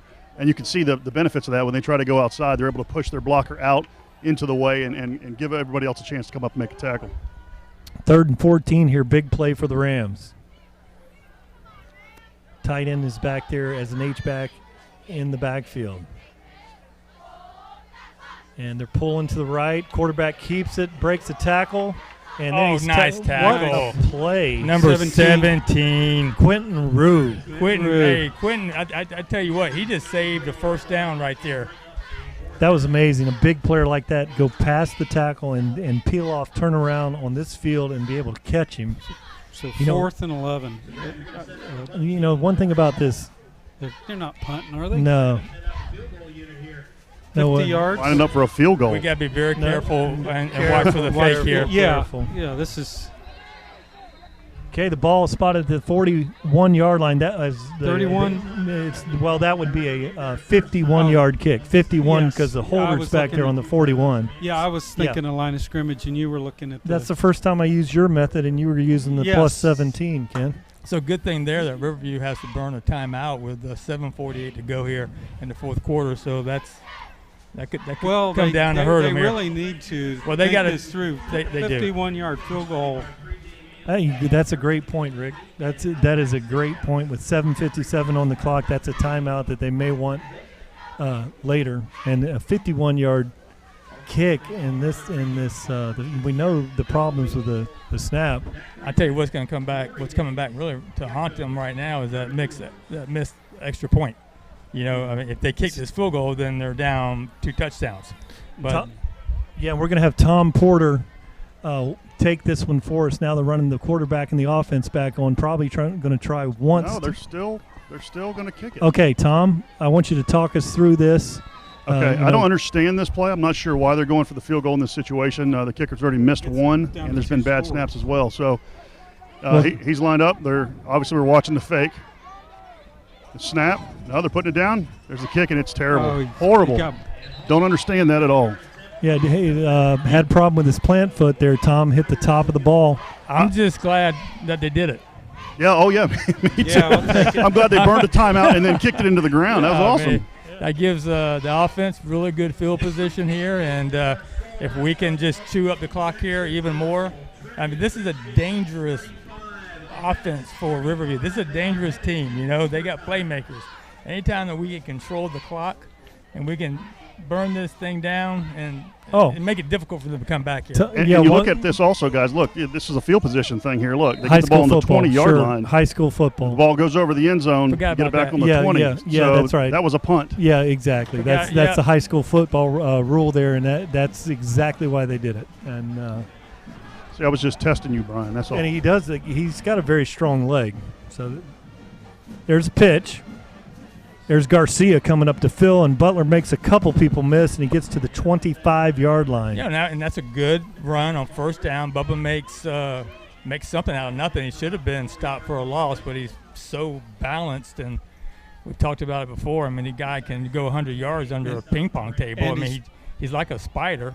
And when you run wide like that, it takes forever to spot the ball, burns a lot of clock. If you run something the interior line, they're able to get it spotted quicker, and so that's a smart play by Coach Marino and the staff and Ty Stoll. And so just burn the clock. The beauty of that is he's fresh, too. Yeah, he is. Zorian Gathers is out here wide. 2 receivers out there to the right. Xavier Williams looks, runs an option to the right, and there's Butler, shakes a tackle, and he's still on his feet, and he's still on his feet, making people miss, and all the way to the 50-yard line is Bubba Butler. That was all Bubba. That was classic Bubba. Boys, he got so skinny on that play. There was not room between those defenders, man. He just turned sideways and went right through. Watch that this. was awesome. Watch him right here. Oh, it's beautiful, Tom. Wish you could see it. That was a great move by Bubba Butler. Coach's show for Dravian, yeah, that one will be on the coach's show Tuesday. He wasn't even running hard. Number 5 went right by him. I don't know which way he's going, guys. I'm just going to take a guess. Now Hickson's in. Hickson in the backfield, gets the ball right up to the middle, and good tackle there by Garcia, but first down on the play. I love what Coach Ty and Coach Marino are doing here. We're running the ball effectively. Just keep pounding the rock. burn that clock. The only thing that hurts you is it stops on those first downs. But, hey, there's no reason to pass the ball here. Yeah, and you had the DNs way out there wide, expecting wide plays, and then, after 2 wide plays in a row, right up the middle with Sage. Up the middle, yes. Sequential offensive. If you haven't watched a lot of Palmetto Tiger football, it's fun to watch because one play leads to another, and they do a great job with their sequential play calling. You can see Ty there on TigerVision. He's getting in their face there, and hey, we got to finish this drive. This is what we're going to do, and like you said, this has all been set up throughout the game here, and fresh running backs and finishing the game here. Yeah, and really the running back rotation. You had Butler that's run some out of the backfield. You've had Sajel Hickson. You've had Gavin back there, Robert Gavin. He's in now, I believe. Yeah, so just keep loading them up. Yeah. And wear them down. 344 yards. Oh, my. And there is Gavin. He gets a lane. Robert Gavin breaks a tackle, and he goes for another big first down. Looks like that Riverview defense is finally starting to wear thin. Yeah, and Troy just gave us a stat. Now, not counting that play, 344 yards on the ground tonight for Palmetto. Now, that is awesome. That would you would be among the nation's best rushing offense team if you average that. Who would think that with our receivers we would have that many yards rushing? So kudos to O-line. You would based on how we ran the ball the first 2 games. Why would you think we'd have 350 yards tonight too? And the great improvement by the offensive line from game 1 to game 3, it's just worlds apart from what we saw early on. You see Zay slowing it down. That's a good job by just burning that play clock as much as you can. There's Butler, runs for about a 3-4 yard gain on that. Clock is burned down to 5 minutes and 31 seconds.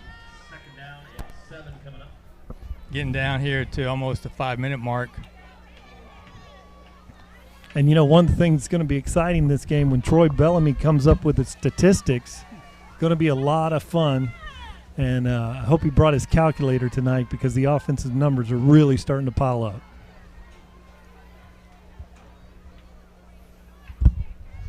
Troy Bellamy is the Barry White of stats. He sure is. 4 minutes and 57 seconds on the clock. No hurry. And there's Garvin again, and he's going to be stopped after a gain of 3. Yeah, Troy Velvet Bellamy, he's smooth. Yeah, so we don't need to do anything other than what we're doing right now. Just run that clock. We got 3rd and 7. It doesn't even matter if we pick up this first down. We're going to take this thing under 3 minutes. 2 down territory. And just burn the clock.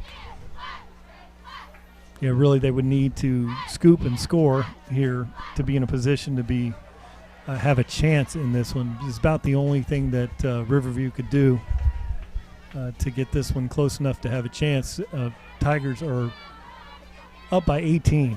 Xavier Williams hands the ball off, and that's going to be Sajel Hickson. No gain on the play, actually a loss of about a yard. I would just run the ball again. I wouldn't kick a field goal. I wouldn't even attempt it. I would just I'd run the ball one more time here. And with the ball being wet and slippery tonight, you open yourself up for a big play. 1 yard gain on that play. Really? Yeah. It's a good spot.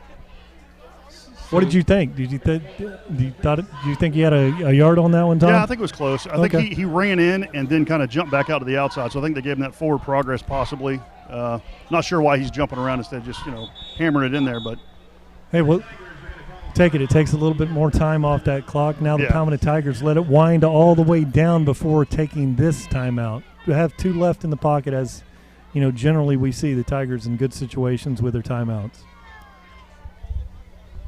So just got to come back here and just reiterate how good the offensive line has been tonight, especially the second half when you really needed them to be on their game. They've done that, and because of that, with 3:30 left to go in the fourth quarter, we're up by 18 points, and we've done this tonight primarily with the running game. So that's the O-line coming to life, and just really showing you what they're capable of. This is a unique team, though, Rick, because we think we have them figured out of who they are and what we're good at and what we're bad at. And the offensive line comes out for 400 yards rushing, and defense struggles a little bit. I mean, it's just like high school football is just awesome that way. I mean, you never really know what the matchup's going to be and how it's going to work out. 2 weeks ago, this running game was non-existent. Exactly. Xavier Williams waits his snap, and he looks. He's throwing for it, and he's got a receiver out there. Incomplete pass. Had Curtis Thomas run a little skinny post there. I like the call there. Yeah, that's only going to be a difference of you going for points, and it's only going to be difference of 4 or 5 seconds. And the thing is, we have stretched the field. They've got to go 80 some odd yards here, and not a whole lot of time. And what we can't do here, we can't give up a big play and allow them to score quickly. We got to make them just fight for every yard, and we really got to be our corners and our deep safety. They got to be ready. At some point, they're going to need to start throwing the ball. They're going to do it. They're going to do it right now. They have to. There's no choice. Braden Nickel out here on the slot. He sees it, and he clears this one, and we got face mask on Day Hill. So that's going to be a flag. There it is. And so that's going to be 15 more on that. So 35. That'll put that right at midfield at the 50. Which was not what we were looking for, but it stops the clock, and big gain. Everything Rick said we didn't need to do. If I was going to script that, that's not what I would do. That's not how I would script it. And you can see that Damian Hill over here starting to battle the cramps. Yeah, here. and Damian, he was mad about last week. He didn't know why he was cramping. He takes special care, drinking Pedialyte and trying to do what he can to prevent. And you can see him out here stretching. That left calf is already bothering him. Yeah, but he's a lockdown corner, stays with the receivers. And, man, what a cut there by the back. Still on his feet. Bang! And Braden Nickel peels back there to make a hit. But finally. I tell you what, that was an amazing 5-yard gain right there, guys. Yeah, they don't quit, this Riverview Ram. I mean, they're down 18. They're still fighting. No, and I'm glad they're running the ball, but for me, I mean, you got to score quick and then get the ball back. And oh yeah, so you got 3 scores. You got 2:53 left in this game. White hands it off, and they're just going to stick with the run. And that's going to be just a bit short of the first down. That's Trey Hall with another good run, but it's this is just not good clock management here. Yeah, 2 minutes and 22 seconds on the clock. Hey guys, a little fun fact for you. That was actually yellow mustard. I talked to the head trainer. He goes, nope, it's good for cramps too. So yellow mustard. I never knew that. Never knew that. Without a hot dog, huh? And he looks. Oh, he had time to hitch, and now that defensive line is on the chase. And there's a big block out there, and he's looking for the edge. Pull up. Good job by the Tigers pulling off that first down. So with 2 minutes on the clock, the Rams trail this one by 18, but driving. Be time for a nice interception here by Day. Make it 3. I think Day I think Day is back on the sideline with a cramp. Oh, is he? Well, he could probably make it from there too. Braden Nichols out here guarding the slot. White looks. He's looking for the hitch and go, and he's got him down the sideline. Great coverage by the Palmetto defense. Nowhere to go, and there's an interference call. They got pass interference on that? Yep, PI over there. Is that going to be on Wester? That's got to be offensive. The offensive receiver pushed the defensive back at the very end there. I mean, it can't be on the defense. It wasn't catchable. Well, in high school, that's one of those weird wrinkles, where you could throw it 50 yards over interference. They still will call it. Yeah. Yeah, but it wasn't. I don't know. So that's a 15-yard penalty. Here's the replay here. Let's see if we can pick it up. He's just staring him down. That's really the first time they had an opportunity. I guess right there you kind of impeded his flow of traffic. Okay. That's a law enforcement term.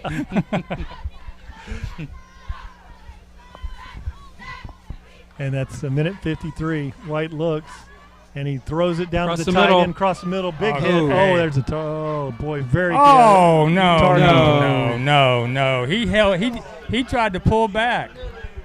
He tried to pull back on that. I think that's. Let's watch this. He literally turned his shoulder into the tackle. Michael Ferratio, the tight end. What are you supposed to do here? So right there, and he just look. He stops. He runs it. He turned his right shoulder into the player. He didn't hit with his helmet at all. Here comes the flag out. The tight end ran into him. Wow. And here comes the flag. And Hughes actually was turning his back to the player, but it was helmet-to-helmet contact, so the call is there. So 1:46, Palmetto Tigers hanging on to this 18-point lead. So setting up the stage here, what Riverview wants to do is get a score here and then come out with the onside kick. So with that additional penalty yardage, that will give the Rams Would need a couple of them. Better yet, it'll be first and goal from just inside the 10. Run it. Reverse, and then a pass. Wide open receiver out there. So that's a play that we've seen before. A great little wrinkle. So Duke Timmons is the recipient of a good play call there. And now the game's getting a little closer. There's 1:39 on the clock. Okay, look at this play here. Like he stops. Is that two forward passes? No, it looked like a handoff. Yeah, they're going to go for two here to. Yeah, so on that last, I mean, Hughes, he stops, he turns, the tight end runs into him. That can't be targeting. So now 1:39, they're going to go for two, and that's with a 12-point deficit. Going to try to get within 10. And it is a touchdown. So that is going to be 28-38. So the Tigers still lead this one. Now we're going to have upcoming an onside kick. So you're going to see a lot of the hands guys up there on the Palmetto Tiger kick return team. Well, they were guided by a bad call there, and it is what it is. The refs have done a good job tonight, but I know they're trying to protect the players, but you got to focus a little bit on those. I mean, you got to see what the defensive player is actually doing. But we got to put our good hands people up here and lock this thing up. Really, recovery on the kick will just about seal the deal here for the Tigers. Looks like the Rams do have two of their timeouts. So do. we just need a couple of first downs. Get the ball, couple of first downs. So, Kenny, as you see, we got to put all the offensive skill players up on the line, which you're doing. So, so you've got Bradley, who's got great hands. You got Sagel out here on the end. You got Bubba up there. You got Hughes. You've got Dorian.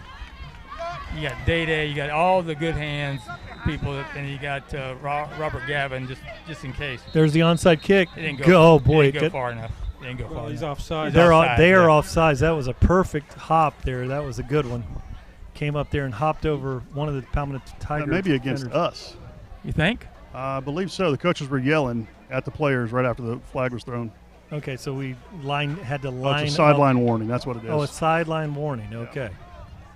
Wow. The coaches, I don't know what this formation is called, onside kick, but they were yelling cornucopia. So apparently that's what this onside is. Really, that was a good break for the Tigers because that had a nice hop on it. You're not going to get a kick like that every time. Yeah, that was a great kick by Dorian Hall. Now he kicks this one. Boy, that's another good one. And Palmetto Tigers recover that one. Great job. That one didn't even go 10 yards. I mean, it got helped a little. And so now your Palmetto Tigers have this 1:37 with a 38-28 lead. Probably some wide running plays coming up here now for the Tigers. Yeah, we just got to control the ball here. We just got to keep two hands on it.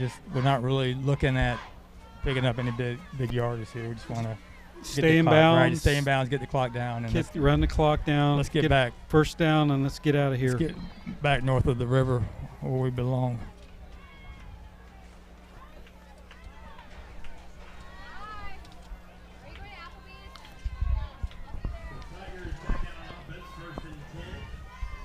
Let's see a heavy dose of Bubba here.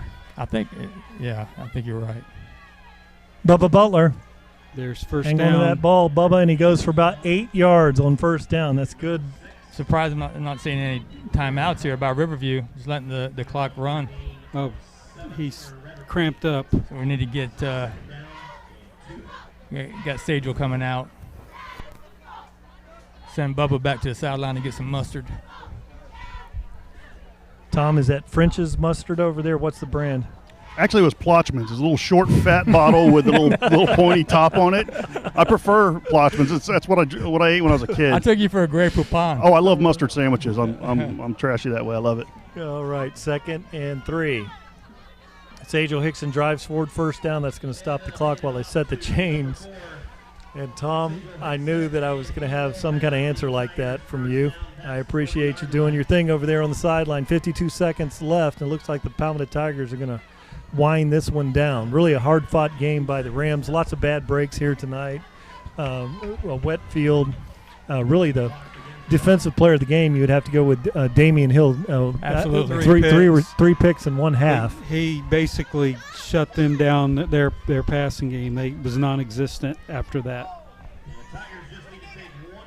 So with the victory formation, Palmetto Tigers 23 on the clock. Xavier Williams will be happy to have 2 yards losses against his stats there. But that's going to be it. Your final score here, 38-28. Palmetto Tigers 38, Riverview Rams 28. And I'm going to turn it over soon to Troy Bellamy with statistical game summary. This is going to be fun. And then we're going to have some live player and coaches interviews in a few moments with Tom Porter. So great game by the Tigers tonight. A little adversity out here with a rain delay. Thank you for all you TigerVision fans, as sponsored by Conley Buick GMC. Troy's making his way down to the end of the table here, and then we're going to pick it up with Tom Porter.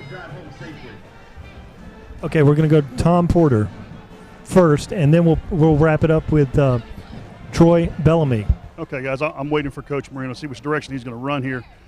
Stand on the sidelines. I'm listening to the defensive coaches, and they're letting the kids know, hey, it's going to be a rough week of practice, boys. They're not happy with the way the defensive line performed, and it's going to be a rough week for them. So they're going to have to, get some grit, get some determination, get back to what they did the first couple weeks here. Not really sure if this was just a good offensive scheme and good blocking by this, Ram team or not, but coaches were not happy with it. Obviously, offensively, 38 points. That's pretty good. Now, we had a couple interceptions. Day had a couple. Very impressive.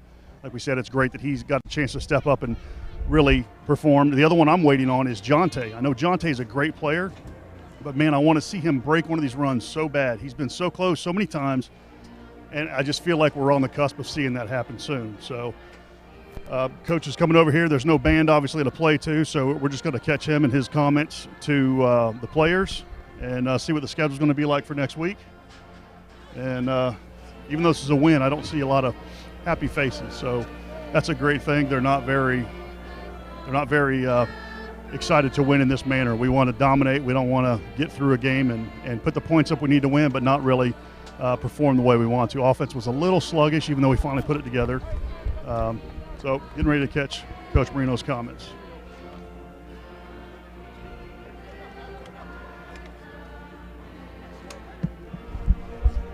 Okay, hey, thank you, Tom. We're getting ready to get down to the stats here, so you're going to take it over with Coach Marino. We'll sit back and listen with anticipation. Hey, when I picked the captains, I said, hey, it's going to be on the O-line. Okay, I told them all week it's going to be on you, O-line. We have got to step up. We have got to keep improving, and we got to take big strides this week. Well, the O-line stepped up. They did their job big time. Hats off to the O-line. And I made Ryan Cotton the captain. Not only was he dominating on the O-line, then defense needed a little help.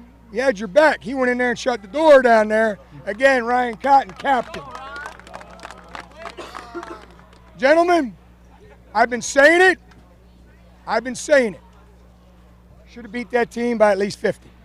Okay? We're not ready to be champions yet. Okay? Champions would have stomped that ass. It would have been a running clock in the second half. Okay? We have to get better.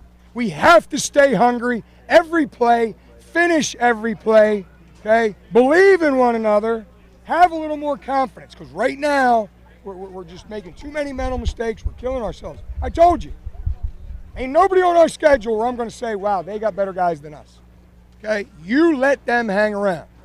Gentlemen, that'll bite you in the ass, okay? You cannot continue to kill yourselves. We have got to play cleaner. We have got to play better. We have got to finish. Stay focused and finish offensively, finish on defense, get off the field, get us the ball back, okay, and then we become a real dangerous football team. But right now, we're teetering. We're teetering. It's like, ooh, we're good. Ooh, we're good. Ooh. Can't have it. Consistency, okay? Got to go back to work, man. Now it counts. Now you want to be champions is the first step. District play. Everybody's 0-0. Gentlemen, I've been around the block a few times, okay? Everybody thinks they can win a district championship right now, okay? By the time you play at the tail end of your district schedule, okay, when somebody's got 2 or 3 losses, yeah, that's a little tough for them to really come out all fired up. Port Charlotte, in their house, battles for championships every year. They're going to be ready. We have to match their intensity, and we've got to play more disciplined football and finish. You want to be a champion? Here's your chance. 8:30 tomorrow. Here we go. Bring it up. Get it up. Hey, family on me. Family on 3. 1, 2, 3. Family. Hey, Coach, obviously a win's a win. We're happy to have it, but not the game plan you envisioned. No, absolutely not. We got a long way to go if we want to be champions. Again, championship program. You know, you get up, they're not laying down and dying. They always believe in one another. They never doubt one another. And our kids have that to a certain degree, but I don't know if it's all 48 guys that are taking this field and being on this sideline that have that attitude. And that's what we have to continue to develop. We have to pull those guys on board with the true dogs that we do have. The true champions that we do have, we need more of them. That attitude's got to get contagious, it's got to spread, and it's got to be who we are. And right now, we just don't have it across the board. Interesting team this year. We don't really know our identity. One day, the offensive line struggling, the defense is dominant. The next game, just the opposite. We have all these receivers all these playmakers at receiver. Tonight, we have between 350 and 400 yards, unconfirmed rushing yards. How do you explain the variances and how to get everybody, all firing on the same cylinder? It's very simple. Our O-line was where the work needed to be done. That's where we replaced 3 starters. We got guys on the perimeter. They can't drop footballs. We got guys in the backfield that played last year. They can't fumble footballs. Right now, the offensive line dominated tonight. They took big strides forward. Where's the rest of the guys? Where's the rest of the battle-tested 3-year starters? They got to start making some more plays consistently. The O-line is doing what they're doing, exactly what I expected. They're getting better every day. They're working their butts off. They won the game for us offensively. And if these other skill guys step up and stay focused and start delivering, then we're going to be a very dangerous offense. Xavier had an outstanding game. He grew. He's taking control of our offense now. He's pulling it when he sees it. He's feeling more comfortable running our offense. So, again, hats off to him. Hats off to our O-line, the guys that are inexperienced. The guys that have been there, done that. It's time to go do that. Defensive line struggled, but you had other players step up. Day-Day, 2 interceptions, the one for the big, long touchdown. Talk about the senior players stepping up and taking over when they have to have a play on defense. Again, that's what I'm talking about. On defense, he's been starting since his sophomore year. He's got all kind of D1 offers. That's what we expect. That's what you should be doing. And that's part of being a senior and a leader and being battle-tested. He's got to be the catalyst, along with those other guys, to drive this bus. They got to pull the rest of these guys that are on the fence that I don't know, can we do this? They got to get those guys believing in one another and working consistently every Friday night. And like I said, we'll get there. We'll get there. All right, Coach, thanks. Okay, guys, I'm going to run up here with all right, guys. Ty, come on over. We're going to do this all at one time tonight. One time. Why not? You guys want to turn around here? There's cameras over here. So I was just talking to Coach Marino. Interesting team this year. We really don't know from one week to the next what it's going to be. Are we going to be running the ball like tonight, 350, 400 yards rushing? Xavier has a great game this week. Day-Day, 2 interceptions. Defensive line struck, 3 interceptions. Oh, my bad, 3. Oh, I don't want to cheat you there. For the record, you stepped out of bounds on the one. I saw it, but they didn't call it, so it's all good. You'll see. You can watch the replay. But anyways, great game. I mean, how do you describe this defense? I mean, the defensive line looks dominant in some games, and tonight obviously had struggles. I could hear you guys getting on them and tell them about, technique and getting wide and making sure they're doing what they're supposed to do. How do you explain the inconsistency in play on the defensive line? It's not just the defensive line. Our front 7 did not play very well tonight, and it really starts on Monday, Tuesday, Wednesday, Thursday practices. When you're not focused during the week, you're not going to play well. And then we had we let an inferior team stay with us the whole game, and we should have blown this. We should have won by 50, hands down. They should have scored 28 points. That was embarrassing. pretty much. Luckily, our DBs, they took away the pass game, and we got to do better up front. We got to be better on Monday, Tuesday, Wednesday.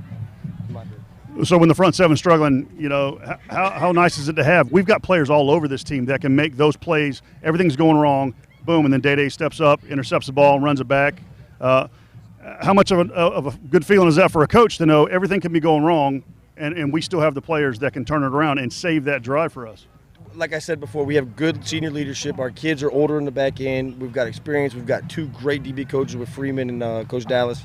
So they know what to do. I've never asked a corner or a DB to fill the A gap. I've never asked a tackle to drop in deep third. So they just do their jobs, keep chipping away, and we'll be all right. All right. So offensively, like I said, 350, 400 yards rushing tonight. Was that your game plan coming in to run the ball that much against this team? Well, we know we got to run the football to be successful. Week 1, obviously, we didn't do a very good job of that. Last week, got a little bit better. We had a great week of practice up front. We were creasing it how we were supposed to. So we had good intentions coming in, and the offensive line proved that. If we can dominate the line of scrimmage any game, we'll be in good shape. I noticed you were on the sidelines tonight. I haven't seen you on the sidelines for several years now. So was that a communication thing, or were you just trying to get your point across to the offense? A little bit of technical difficulty, so we had to make it work. Okay. And Xavier, great game. You made some great plays at times we needed it. The run over here was beautiful. Wait till you see that thing on video. It was awesome. It was great picking up the blocks like you needed to. You seem to have some problems controlling the ball. The ball's slipping out of your hands quite a bit. What do you attribute that to? Just the wetness of the field, or? I mean, the conditions of the game was hard. It's wet. It was a little bit of a muddy game. We had the same thing last week, so I guess it's kind of like a preparation thing. To try to be great, you got to play ball in all weather conditions, and we did just that tonight. We had a couple, slips, falls, fumbles, and stuff like that. But as a team, we still stayed together, regrouped, and we pushed forward, and that's how we got this win. All right, great guys. Thank you. Appreciate it. Thank you. Hey, this is the kind of team, Tiger fans, you look at, and at the end of the season, you think, man, we won when it was difficult to win. The games that we had to win, we're winning right now. Maybe not be pretty yet, but you can see that the team is changing every week and they're growing in some way. And I have a feeling this is going to be a team that's going to go deep into the playoffs. So hopefully I'm right on that. And great game tonight, 38-28. Back to you guys up there in the booth. All right, great job, Tom. Look good in the flip-flops. We're going to bring it over here to Troy for some very impressive stats. Troy? Thank you, folks. Wonderful game tonight. We come out with a victory, 38-28. But just as Coach Marino said, it started with the offensive line, and tonight it was big time. We had almost 500 yards of offense, 340 plus on the ground and 158 through the air. Xavier Williams by himself had 158 yards passing and about 92 yards rushing, so he accounted for almost 250 yards of offense by himself. And the running backs by committee were gashing the Riverview defense 5, 10, 15 yards a carry. We had a lot of people that were getting excellent yards through the line.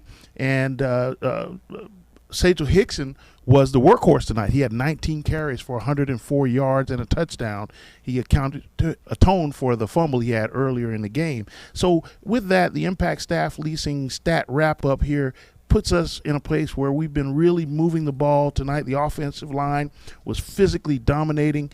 And, it was like Baskin-Robbins. We had 31 flavors, and it was different people that were able to come in and really run the ball. We had Robert Gavin, Sejal Hickson, and Dravian Butler, Jaquez Hughes, and, of course, Xavier Williams using hiding the ball in the mesh as he was reading the option, and he made some really, really nice runs tonight. So with that, we're glad to see the offense, get back to being productive and putting points on the board as well as moving the ball and maintaining ball control. I think that's one of the things that Rick always prophesied before the game, that we need to have ball control, and we had that tonight, and then we came out with the victory.